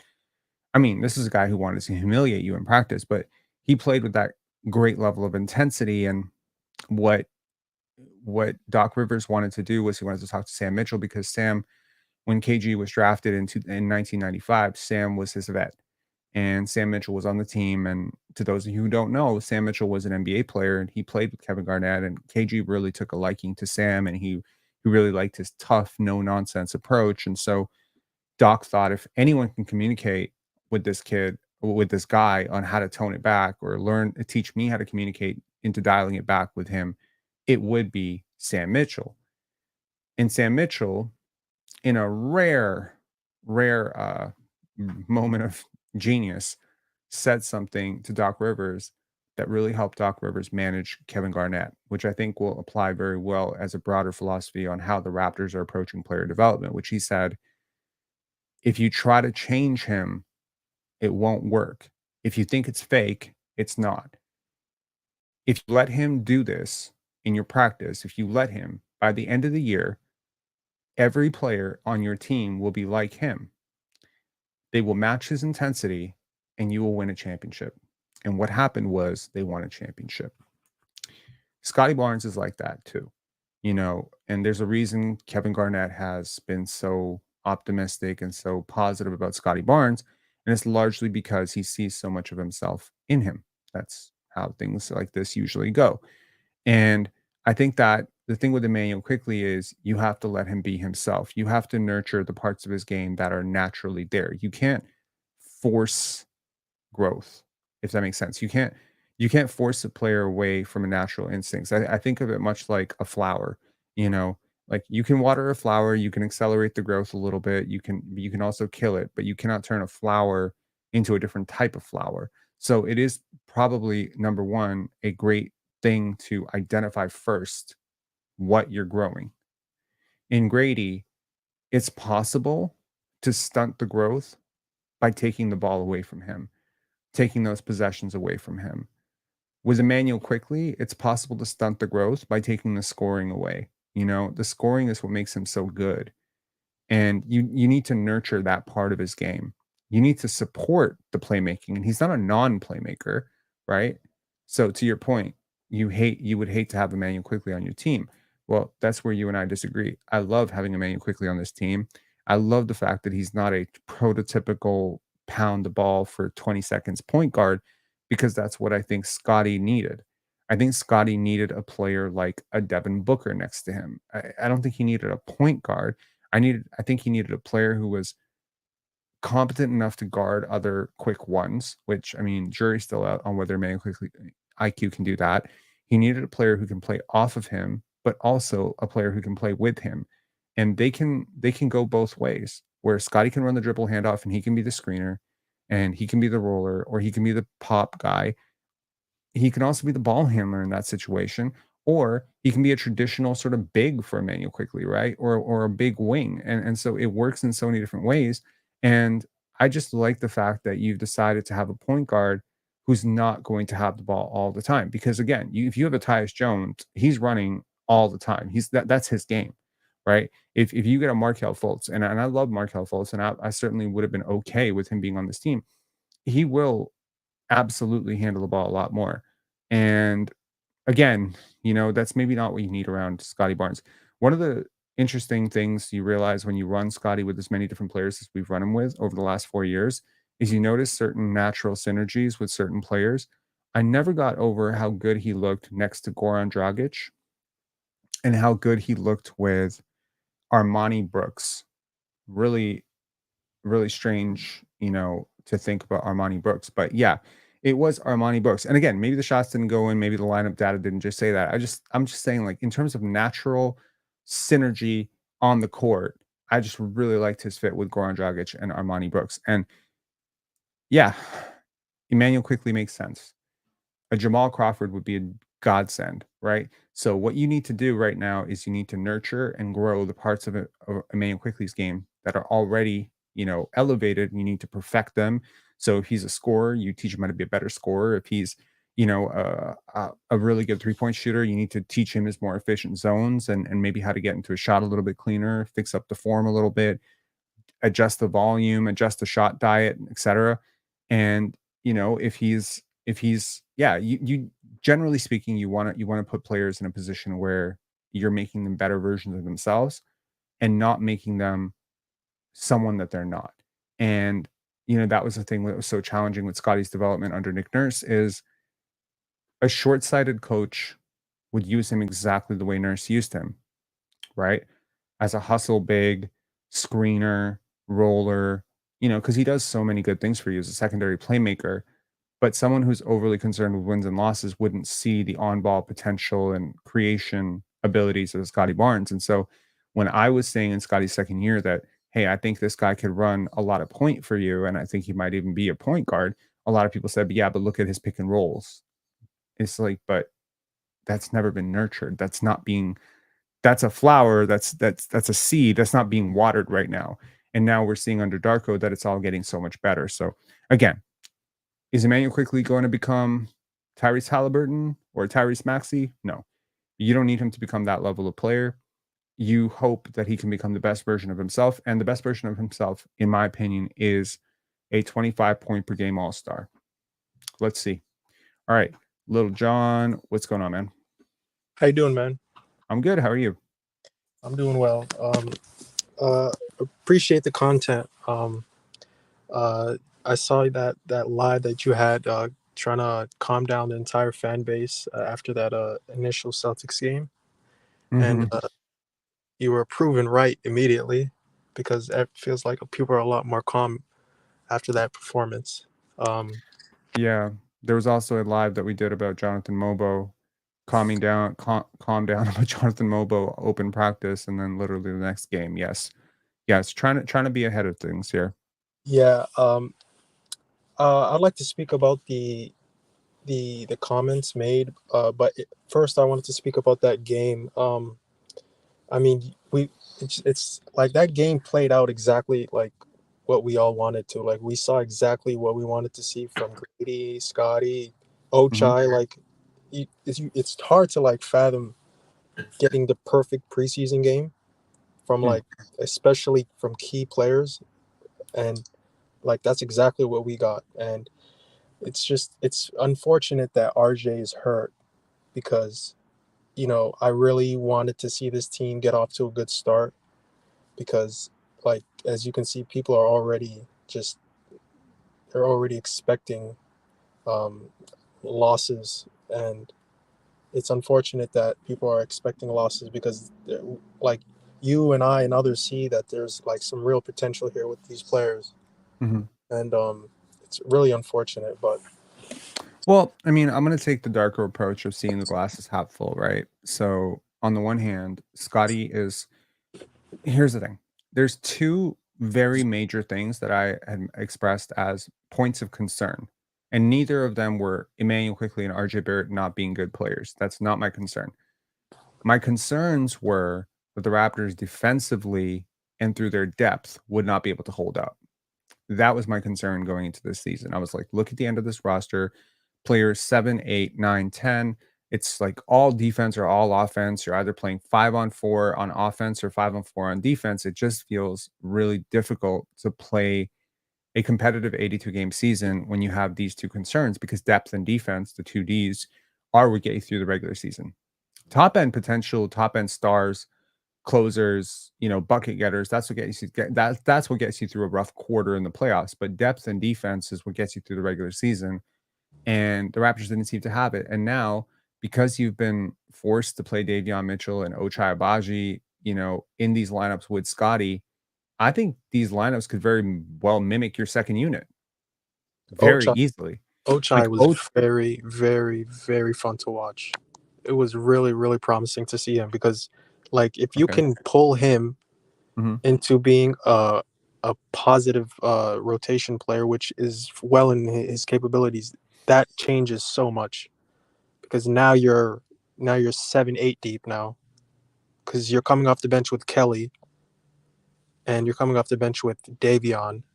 And not that I'm the biggest fan of Davion, but if Ochai is competent, now it's 8 guys that you're fully confident, and you never know with Jacoby and Mogbo, and then Boucher, I'm not really counting him, to be honest. Right. And again, if the Raptors come out to a hot start, where they're 5-5 or even, 7-13 would be considered hot relative to the expectations given the schedule is so hard. There are these convertible assets on your team. The mid-level exception, Bruce Brown, Chris Boucher expiring. That's a lot of money that you can send out to get something back. The Raptors have the 7th highest salary in the league, right? And there are a lot of teams that are going to go the other way at the trade deadline. And if the Raptors are not one of those teams, and if the Raptors decide to go for it, unlike the last time they did it with the Jakob Poeltl thing, this time they're not going to have to give up first-round picks to get assets. They might actually receive first-round picks to get assets. Would you be willing to give away Yak? Because if the goal is to win basketball games, probably not. I mean, Probably for not. what? Give him away for what? Because you need him because if you want to be competent, you need center minutes. So I You was thinking, absolutely need him. You need him. You need Scotty. You need. who are you implying giving away? Bruce specifically? Well, I mean, Bruce Brown is useful on this team, but if Jacoby and Ochai, especially when the largest function of Bruce Brown is being able to elevate non-Jokic minutes for Denver Nuggets. He was able to do a lot of creation, but he also played really well off of Jokic. I don't think we've seen a fully realized Bruce Brown in Toronto, but he's in a contract year right now, so he could be surprisingly good this year. That's what I'm thinking. I'm thinking the two guys that I'm worried about being kind of dead weight on the dead weight on your cap sheet are both in a contract year and will have a lot to prove. And typically speaking, when that happens, people tend to overperform. So guys like Bruce Brown and Chris Boucher could, at the very least, fetch you a couple of seconds, if not maybe a week first at the deadline, if you decide to tear it down. But you don't necessarily need to think of it as tearing it down if those guys aren't necessarily the biggest parts of your future going forward. And what you could do, hypothetically, is you could actually do both. So you could have your cake and eat it too, is what I'm saying. So imagine a situation where a team has think of a player. I don't want to say Brandon Ingram. That just feels way too ambitious. But let's use Brandon Ingram as an example. Let's say the New Orleans Pelicans, who have no discernible center on their roster right now, and are trying to do Herb Jones at the center spot. Let's just say they get way behind the 8 ball in the West. Let's say the Rockets are as good as I think they are. Let's say the Spurs are a little bit better than expected, which they very well could be. And suddenly the Pelicans are staring down a future in which they are the 12th seed in the West. Okay, now they got Brandon Ingram and nobody wants him because nobody can make the salaries work. The teams that could want him or do want him either are just capped out to hell with the second apron or first apron, and suddenly they're bag holding and he's walking for nothing. Well, what about Bruce Brown and Chris Boucher for Brandon Ingram? And oh, by the way, because you're the less desperate team in the situation, you also get a first round pick for it. Like, that's very ambitious and that's crazy, and that probably wouldn't even happen. That's the stupidest thing I've ever said. Sorry, it wouldn't be Brandon Ingram because Brandon Ingram's expiring, but I'm thinking of like a longer term contract. So I'm thinking of the other team's version of Jakob Poeltl. You know, like a 3-year veteran salary that is just like a little bit heavy for your books. So not Brandon Ingram because BI is an expiring contract, but maybe a team that has like 2 or 3 years, like a Zach LaVine type of contract, but not specifically Zach LaVine. I mean, I can't really think of which player necessarily fits that bill right now or which team, but I'm pretty sure Jeremy Grant is a great example. Actually, Jeremy Grant is a perfect example, but he's not on the Pelicans of a player who's probably really good, you I know, wouldn't but mind him. I wouldn't mind him on the Raptors. there you go. But he's 26, 27 million, and he's a big salary, and he carries with him, you know, some implications for your cap space. And if you do take him on, you should be compensated with a young asset. You shouldn't be giving up assets in that case. So that's what I'm saying. Like, people think of Chris Boucher and they think of Bruce Brown. They're like, what are you ever going to get for these guys? You could get a 20-point per game scorer for these guys if you really hold your cards right and you play your cards right, and the situation turns in such a way where that team is trying to get worse rapidly and trying to get off salary because they're too high up. Very easily you could end up in a situation where you're getting a future first in order to take that salary. All right. So as far as the very tough schedule to start, Mhm. of course, there's benefits and negatives to that. Right. The negatives being that the vultures will come out right away, and Right. the But there's also a baked in excuse, in fairness. If you there is start a bit. out 5-10, you can just chalk it up to the schedule being really hard. Right. That's true, but I think you and I really believe in certain players on this team, specifically Scotty, and you want to see this team and specifically him get off to a great start because that really like solidifies the standing in his and the team standings like in the league. So that's Sure. something I really want to see because again, the schedule I know it gets talked about a lot, but it's extremely hard. Like this is the hardest schedule to start to see. Like it's not one of, it's the hardest. And like literally Cleveland at home to start the season is kind of a must win. Like if you actually look at it, it's kind of We're going must win right away. in all honesty, it is because I think there's like a Minnesota on a back-to-back somewhere. There's like the Nuggets coming. Like it's pretty tough. But again, I really believe in Scotty, just like you. And you want to see these guys get off to a great start, especially when they're being slandered. Right. Well, we can talk about that for a second, for sure. But first, let me just complete this thought here about the team. So do you see the screen? Yes, slightly, Okay. yeah. So pick a team that you think could underperform, and let's take something off their roster that could actually help us be competitive. So Phoenix probably not going to underperform, but who knows? Minnesota probably not. Milwaukee could certainly underperform. Maybe Milwaukee, maybe the Lakers. What about Miami? Miami could underperform. The Raptors already have a relationship with them. You could look at the Lakers. Yes. What Very contract would you be targeting for Miami? okay. Let's take a look. So the Miami Heat have long-term money on Tyler Hero. I think they're keeping him. Terry Rozier, not really all that appealing. Duncan Robinson seems to be the name that would be the obvious, right? Because you're probably not going to take Jimmy Butler, and Jimmy Butler would be just crazy. You'd have to be so good right now to want to take that on, and I do think that they could probably still squeeze like some actual assets for him. So I think with that team, it would be Duncan Robinson.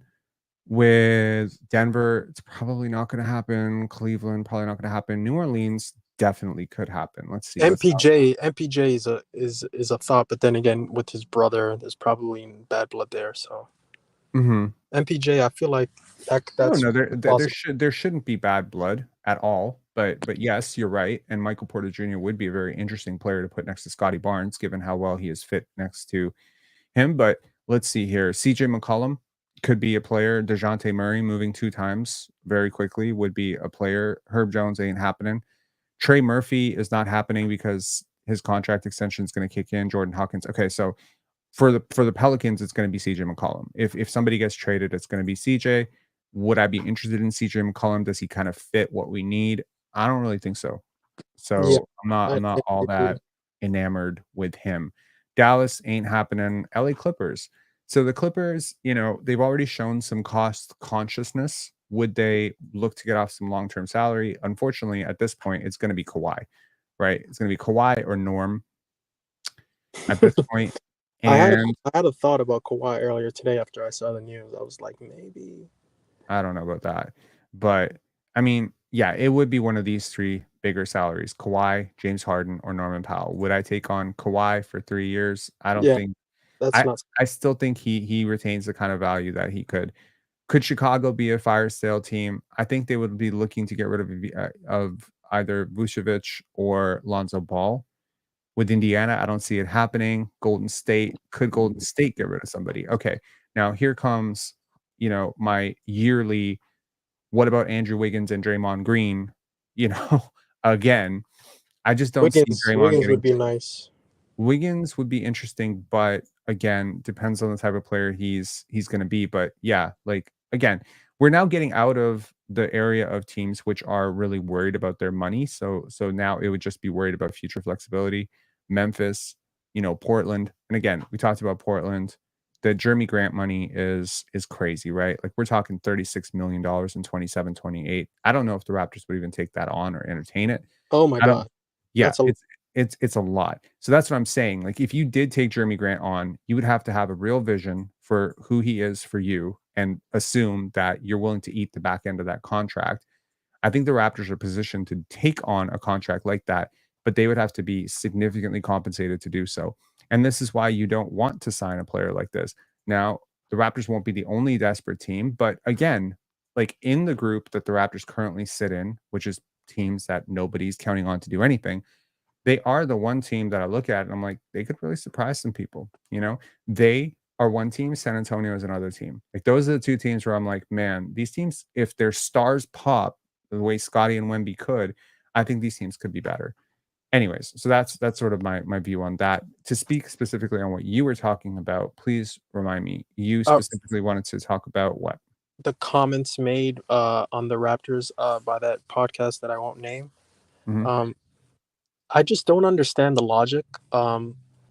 The logic about how much money that the Raptors are paying players, because this is a team. This is like a league where there's a salary cap and you have to pay players who are good, Mhm. and just the logic that you have to be so bad and try to tank, even though we just saw the Detroit Pistons be the worst team ever and get the 5th pick.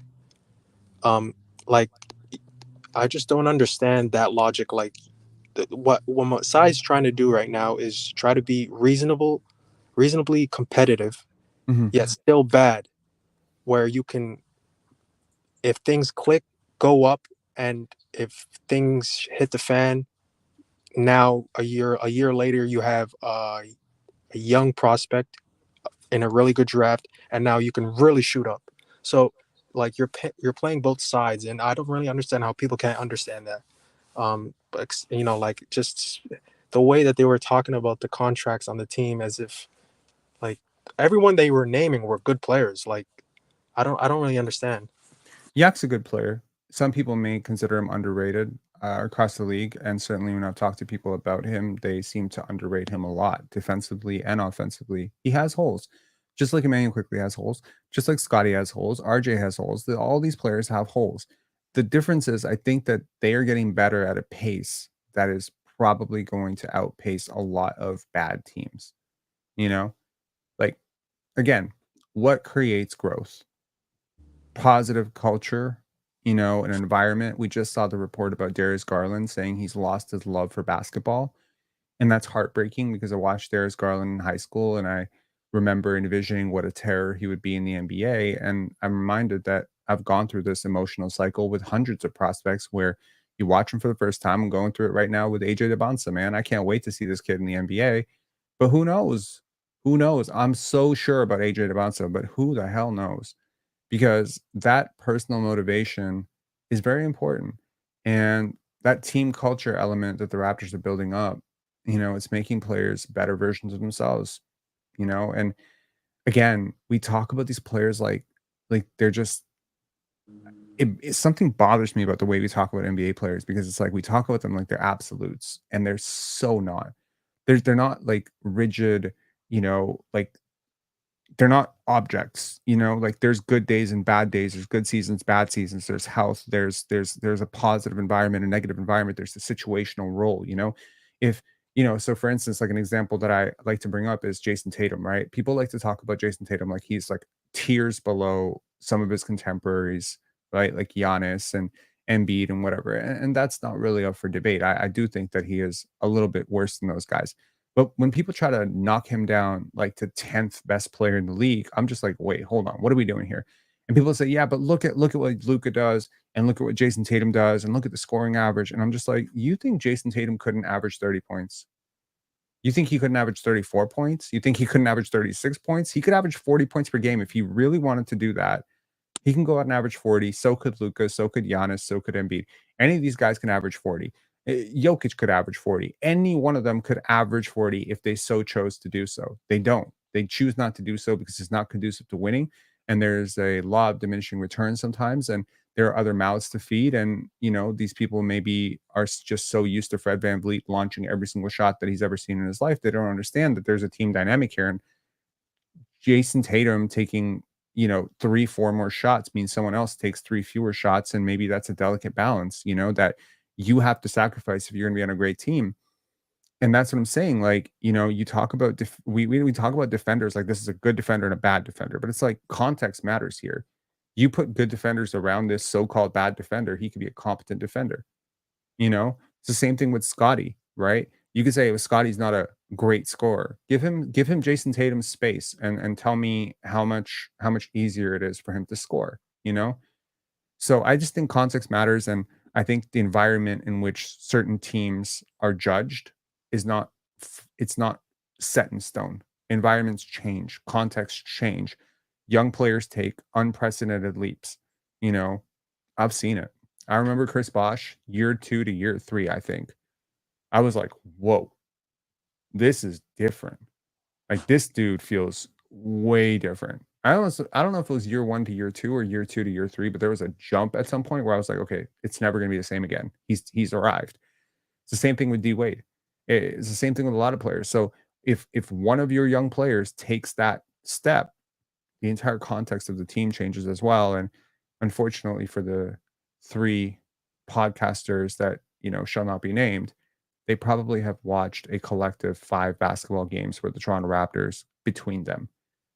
And maybe one of those games, Scotty shot 2 for 12, and they're just like, that's Scotty Barnes now. You know what I mean? And I also don't blame people for looking at the Raptors negatively. Like this has been like that Nick Nurse style of basketball was so unbearable to watch. Just grabbing your own rebound and just a Achua and a Boucher just tapping it back, like that was so just ugly to watch. That I understand people kind of like not wanting to watch that those teams, and that, Sure. again, kind of carried on to last year. People probably don't even know who Darko Rajakovic is, so I understand people like not watching. But at the end of the day, like again, this is a podcast that covers the NBA, and again, they're just sometimes they're really out of touch. I will close on this. I think speaking on Chris Bosh, like you seeing that leap between his second and third year, I really saw Barnes reach, and like I saw him reach a new level in that last preseason game. Again, people talk about his motor, his conditioning, his like the way he plays, and again, there's always people asking for more, but I really thought he was as locked in, like consistently throughout the game as I've seen. And did you see that? Yeah, I liked his compete level, and I think it matters so much to me who you show up against. Like obviously there's a floor in which, certain amount of production is expected. You can't just completely disappear. But I really like those players who show up for the big matchups. If you're watching the WNBA playoffs right now, you're seeing a different level of play from Breanna Stewart than you've seen all year. And that's not to say that she wasn't trying all year. She's just trying more now. So when she's going up against the Asia Wilsons and the Nafisas of the world, there's a different level of intensity because now it's like I'm trying to test myself, right? I'm testing myself against an elite defender. And Scotty was not attacking Jason Capono.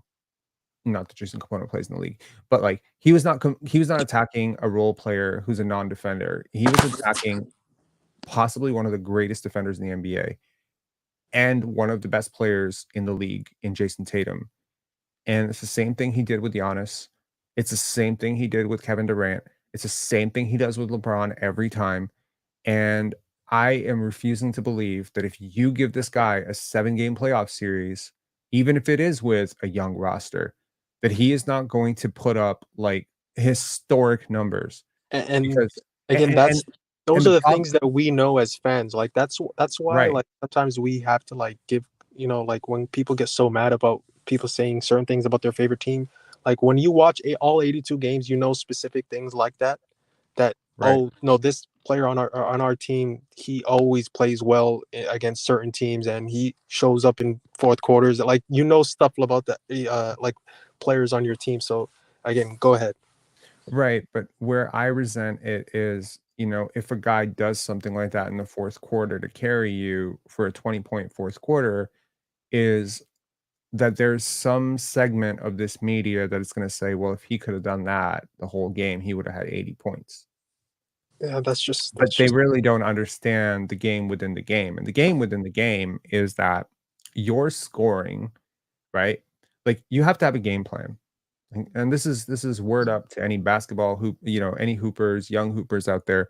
Every game must be approached as a game within the game. And every great player that has ever gone on record to talk about this would agree with this, is that you have to have a plan on how you're going to attack that game. And it's not as simple as I want to score 25 points this game. That's how losers think of basketball. The best players are going to think, okay, I'm going to attack this matchup until they start doubling. When they start doubling, I'm going to find my teammates. Or they might think, I'm going to be more of a facilitator, and so I can make my driving angles open, and then I'm going to start attacking to the basket, or I'm going to start closer to the basket, then I'm going to go towards the three, or I'm going to start with the three, and then I'm going to attack more towards the basket. And these things have to be somewhat pre-planned, but also adjusted on the fly. But there is a game within the game. There's certain buckets that just count for more. There's that bucket that you hit when, and I think it was Scotty who hit it in the last one when they had that drought and he drove for 2 points. The 2 points you hit after a 12-0 run by the other team is worth more than 2 points. I don't care what anyone says. That's like 5 points. That's about, that's breath. The 2 points you hit when the game is 95-95 and there's 2 seconds to go on the clock is not 2 points. So when LeBron said 2 points is not 2 points, that's exactly what he meant. All 2 points are not made equal. Just because that's how we measure points, it doesn't mean the same thing. So when Scotty Barnes is scoring, 20 points in the fourth quarter, 18 points in the fourth quarter, driving downhill, that's partially because his teammates have fewer windows to score in those situations than he does, right? And defense is naturally tightened up in the fourth quarter, almost always. Like everyone is more cautious about every bucket. So it becomes more surgical, right? It becomes far more difficult to score in the fourth quarter. And also, it's not like he wasn't doing anything. Maybe he was feeling like, I need to exert myself defensively. I need to take a bit of a breath. And now I need to assert myself offensively because we need to score. And especially you would see him dial up the scoring usually when his team was down. So that's usually the recipe. So if I can pretty much tell you this. If the Raptors, like 2 years ago, if the Raptors, or even last year, if the Raptors were up 75-65 going into the fourth quarter, like Scotty's probably not going to have a huge scoring fourth quarter. But if they're down 65-75, he's going to have a huge scoring quarter. That's usually how it tends to work with him, right? And it's just like he's And such a I'd rather have it that way than the opposite. right, because in the end of the day, the game, the point is to win. You know, he doesn't care if he wins and Emmanuel quickly scores 35 and he scored 12. He doesn't care. You care, not you specifically, but you at home care because you had a parlay where he was supposed to hit 18 points and he didn't, and you're upset. But he doesn't care. He doesn't care about your parlay, you know. And that's the cool thing about Scotty is because the game that he's going to have 12 points, he's going to have 10 assists and 2 blocks and 1 steal, and he's going to have like 14 screen assists or 10 screen assists that game, shit like that. So he finds ways to be productive on the court, and people often think, you know, oh well, he scored 12 points because that's all he could have scored that game because they have like a really bad way of looking at the game, but actually he might have scored 12 points that game because he took on the hardest matchup defensively, and he grabbed, you know, 12 rebounds and he did the best job boxing out that he possibly could, and he drew the most favorable matchup so that RJ Barrett could have an easier matchup, and he's always just looking for the most efficient shot. So if they start doubling him, and that's what I saw with the Celtics game that I was really amazed with, is that he attacked early, that forced the defense up the floor, and then he dissected the shit out of their entire offense He stopped shooting. well, it was partially because they stopped dropping as much, but I also think the minute the Celtics started to cover him more at the 3, he was able to pass right over into the open paint because you can't be in 2 places at once. That's something that I've pretty much confirmed as 100% true. No one person can be in 2 places at once. So the basketball court is only so big. So if you have to guard a jumbo playmaker with big strides in transition because he's a threat to shoot any from 27 feet, now the paint is way more open. And if you start hugging him at the line and you manage to cover the paint, well, guess what? Now he can go downhill, draw a double team, and pass to the corner. I just think there's so many angles for him to be successful that the idea of Scotty Barnes, a fully healthy Scotty Barnes, and again, I'm taking the coward's way out by putting a lot of qualifiers. If the Raptors try to win every game this year, and if they're even remotely healthy, the idea that they would hit the under, like they were like those guys on the show, they were saying, oh, 24, 25 wins, you know, like why is it so high? Why is it 29 and a half? There's no chance in hell they go under 25, 26 wins if those guys are all healthy. I would actually say there's no chance they go under 35 wins if all those guys are healthy. Scotty's too good. Yeah. I actually, again, I'll finish off on this. I think the only way they go under 29 is if they tank, or if the start is so bad and maybe there's another injury and then they tank. But again, I agree with you that if they try to win, 29 is not even close to the minimum. Like that's very, very low. Like it's 30s minimum. Mm-hmm. Absolutely. Yeah, I agree. Anyways, man, thanks a lot for calling in. Appreciate it. And as always, you know, enjoy the game, and we'll catch you some other time. And yeah. Yep. Keep up the great work. Thank you, man. Thanks a lot. Daryl saying, anyone see the OKC Thunder Atlanta Hawks game today? How about Kobe Buffkin? 31 points, 7 of 14 from 3. Offensively, he was everywhere. No defense, but he looks like a player. Nice. Absolutely did not see it. And I am going to definitely check it out. That's a lot of attempts, Daryl. 7 for 14 from 3. Ironically, that's exactly what Scotty shot against the Boston Celtics last year in the regular season. You think Scotty likes playing against the Boston Celtics? Yeah, he does. Anyways, I like players who show up for big games. I'll know who you are pretty much based on that, right? Like, I mean, there was a story that Kenny the Jet Smith always tells about Hakeem Olajuwon, where he says, you know, Hakeem would go up to them and say, guys, I pretty much only show up for I only get up for about 4 games a year. The game against Shaq, the game against David Robinson, the game against Alonzo, and the game against Patrick Ewing. The rest of these games, you guys have to do your work, right? And I'll just do the bare minimum. And that doesn't mean that Hakeem didn't go out and put up 20 and 10. It just means he didn't get up big time for those games. And to anyone who thinks that you should go out 100% all the time, like, I get it if you're psychotic, you know, if you're Michael Jordan, but even Michael Jordan had moments. Like you're telling me Michael Jordan didn't have 50-point games and Michael Jordan didn't have 20-point games. The problem with Scottie is his floor on his not so great performances is like 12, 13 points. Whereas another star, it might be 20, right? So whereas a Michael Jordan's off night is 20 points on 6 for 18 shooting, or maybe 7 for 22 shooting or something like that. I'll guarantee if we go through Michael Jordan's game log, he had games like that too. I was actually going to ask Little John when he was here, but does anyone know who was the 9th pick in the 2018 NBA draft? And I just want to say this is the final thing before we get out of here. This is why draft picks matter, and it's not always about getting a top 5 pick. Because again, if the Raptors do go for it, i.e., the play-in, they're probably going to end up drafting right around this range. So I just want to ask, as a Dennis Rodman.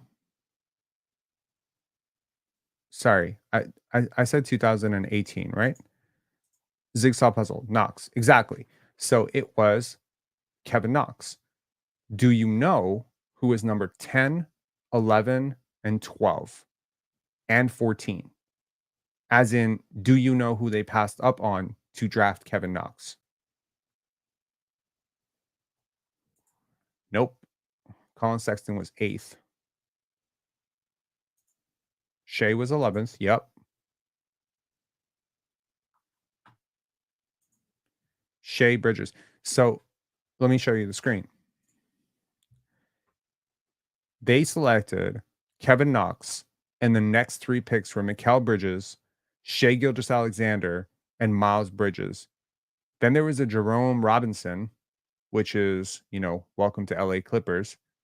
By the way, the Clippers had back-to-back picks, and then they ended up trading Miles Bridges, if I'm not mistaken, to the Hornets. And then Denver was gifted the number 1 player in the draft prior to the draft cycle, which was Denver's Michael Porter Jr. And then we had a Dante DiVincenzo at 17. We had a very useful role player, Grayson Allen. You had Anthony Simons, Mo Wagner, Rob Williams. Basically, every single player I just named is way, way more productive than Kevin Knox. And frankly, way more productive than Mo Bamba. Way more productive than Marvin Bagley. Frankly, way more productive than most of those guys are way more productive than DeAndre Ayton. The point here is, yes, you can tank, but yes, you can end up with Marvin Bagley. If your development system is not right, and I don't think Sacramento's development system was right in 2018. Not that I think Marvin Bagley was supposed to be some great player, but look at his analytics. You know who else? Jalen Brunson. Look at this draft as it pertains to the Knicks. So here's the funny thing. In 2018, the Knicks drafted Kevin Knox ahead of the guy that they just gave up 5 first-round picks for, plus a pick swap, plus an expiring, and they drafted him over 25 picks ahead of this guy, Jalen Brunson. Now, luckily for them, they also got a steal in this draft, which is Mitchell Robinson. There's our boy Gary Trent Jr. at 37. There's Bruce Brown at 42. The point here is there's value everywhere in the draft, man. 2018 was not some super hyped up draft. There's DeAnthony Melton, who is probably going to be an occasional starter for the Golden State Warriors this year, right? There's Shake Milton, who's been a very good NBA player to date, right? There's Svi Mihajlovic, Raptors legend, Svi Mihajlovic. There's Jared Vanderbilt, who's a hell of a draft, pickup at 41, right? There's Devontae Graham, Javon Carter, who's turned himself into a pretty decent, I would say a very decent player in the NBA. So again, the value of getting these picks right is one thing. The value of drafting correctly and scouting is one thing. The value of actually developing players correctly when you have them is another thing. And again, if I had told you on draft night that this guy right here will be a top 3 player in the league, and this guy right here might be one of the worst players in the NBA, I don't think you would have believed me. If I told you that this guy who picked at 11th would be a top 2 MVP candidate, perennial top 2 MVP candidate, and I told you this guy would be out of the league pretty much, I don't think you'd believe me. But that's the way this works. Okay? Like, that's just the way it works.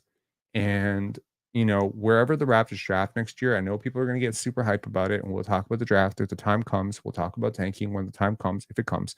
But I've maintained this messaging throughout. Root for wins. Oops, that was a Freudian slip. Root for wins until it is no longer possible to do so. Okay, that's it. Root for wins. You want to play competitive basketball, man. I'm telling you. You want to be playing competitive basketball down the stretch. And yeah, it would be great to get a VJ Edgecombe. It'd be great to get an Ace Bailey or one of those guys. There's no guarantees in the lottery. You could literally draft the right guy and he could snap his Achilles on the first day. And now you have compromised an entire year. Don't do that. You don't do that. And honestly, I don't know if you're superstitious. Apparently, some people are very superstitious and very conspiratorial because they assume that, oh, there's no way the NBA is going to let Cooper Flag come to Canada.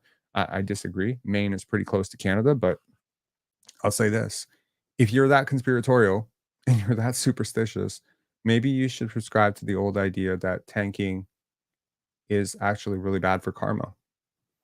The Detroit Pistons tanked 2 straight years, and as Lil Jon pointed out too, they got the 5th pick both years, and neither of those players have developed into very much so far. So, as we saw from the 2018 draft and pretty much every single draft in NBA history, there's value throughout. And if the Raptors do end up drafting between 8 and 14, 8 and 16, I'm confident they're going to get a really good player in next year's draft. All right.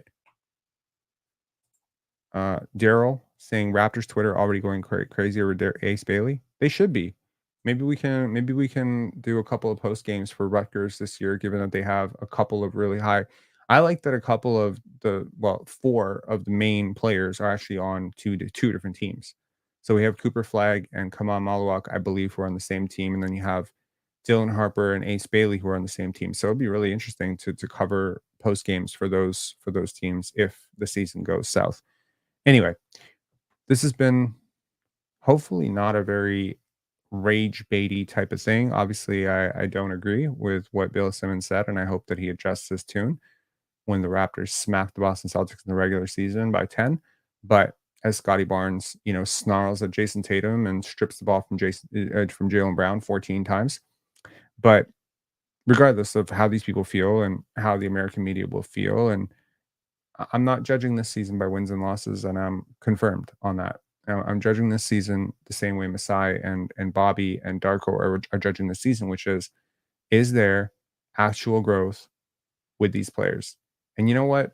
This could be a good thing, because if Davion kind of low-key pops for you, like if he turns into a real thing for you, if Davion and Ochai, who are basically 2 sides of the same coin right now, which is to say defensive specialist, ex-lottery pick, second team, second draft guys who may or may not pop offensively with shaky jumpers at times, who've shown some shooting potential. I mean, they're very similar players. I mean, if you really want to get down to the nitty gritty of it, they're very similar situation, very similar players, very similar contracts, same draft, if I'm not mistaken. Am I correct on that? Or was Ochai a year after? I think Ochai was a year after. Point being, if they just low-key pop for you and you see it internally, but it doesn't show up in the stat sheet, maybe you could sign them to like a 4-year, $22 million type of deal, or maybe you can get them on the cheap.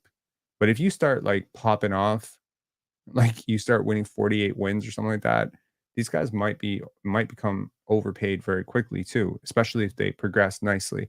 So sometimes it's maybe from a team building philosophy long term, it might actually be in your benefit. Also, I think it's worth saying, obviously, I'm rooting for Scotty to get a supermax. I'm never going to root for my favorite player not to get paid. That being said, from a Raptors perspective, if Scotty doesn't make All NBA, and believe me, if the Raptors make the playoffs, he will make All NBA. Like that's almost guaranteed. Like someone's getting credit for that. Either Darko's going to win Coach of the Year, he's making 13 All NBA or something. It could be easier for your roster building going forward to not have to pay him that almost $8 extra million a year. So I think that's cool. Rue saying, how we feeling about tomorrow? I feel fine. I mean, personally, I'm just hoping that we can get through without any more injuries. If Emanuel Quickley plays, great. And yeah. Mike P saying, Rob, were you sad to hear that AJ Griffin quit basketball? No, I wasn't sad, and I didn't make fun of it and, a person's decisions. He's 21 years old. He's a really good basketball player. Obviously, his dad was also a very good basketball player, ex-Raptors coach, ex-Bucks coach now. And, he said that he wanted to follow Jesus. Like, he said he wanted to follow God, and this is how he wants to do it. And, I if I were his friend, I would tell him, power to you. Right? That's good for him. He was a really good basketball player, but if that's not bringing him joy, also a lot of personal stuff that happened, a lot of personal tragedies that happened in his life.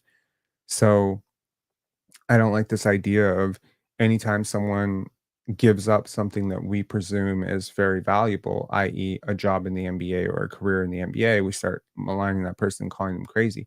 It's not crazy. And, you know, I felt like the last few years in Atlanta probably didn't help either. And I'd be very curious if we played out his career 10 times over, if he went to a different situation, would he have felt the same way? Because it's possible that he would have, right? So, anyways, no, I wasn't sad to hear about it. I hope he's happy and I hope he does well. I'm just sad because of the potential he had in his game. Well, a cynical person might say, then you're really not sad for him, you're really sad for yourself. AJ Griffin decided to follow his faith and go into the ministry. I like people who can make difficult choices based on conscience over materialism. Yeah, I agree. And again, I'm not actually even advocating for it one way or the other. I mean, I'm not suggesting that you do that or don't do that. I do believe that I also gravitate towards people who have their own way of thinking about things. Kai Jones still doesn't have a team, right? No, he's on the Clippers and he's playing very well. Crazy how the Raptors drafted 3 players in the first round who all wore the same college number 4. If they get ace, that would be another number 4. Who else wore number 4? So I know Grady wore number 4, Scotty wore number 4. Who was the third? Who's the third player who wore number 4? Was it Jacoby? Jacoby wore number 4? Jacoby wore number 4, right? At Baylor? Baylor's going to be super interesting this year as well. That should be fun. With VJ Edgecombe? No, I don't think he's talking about Bosch. I know Chris Bosch wore number 4. Also, the slight bonus of Jacoby, yes, that's what I thought.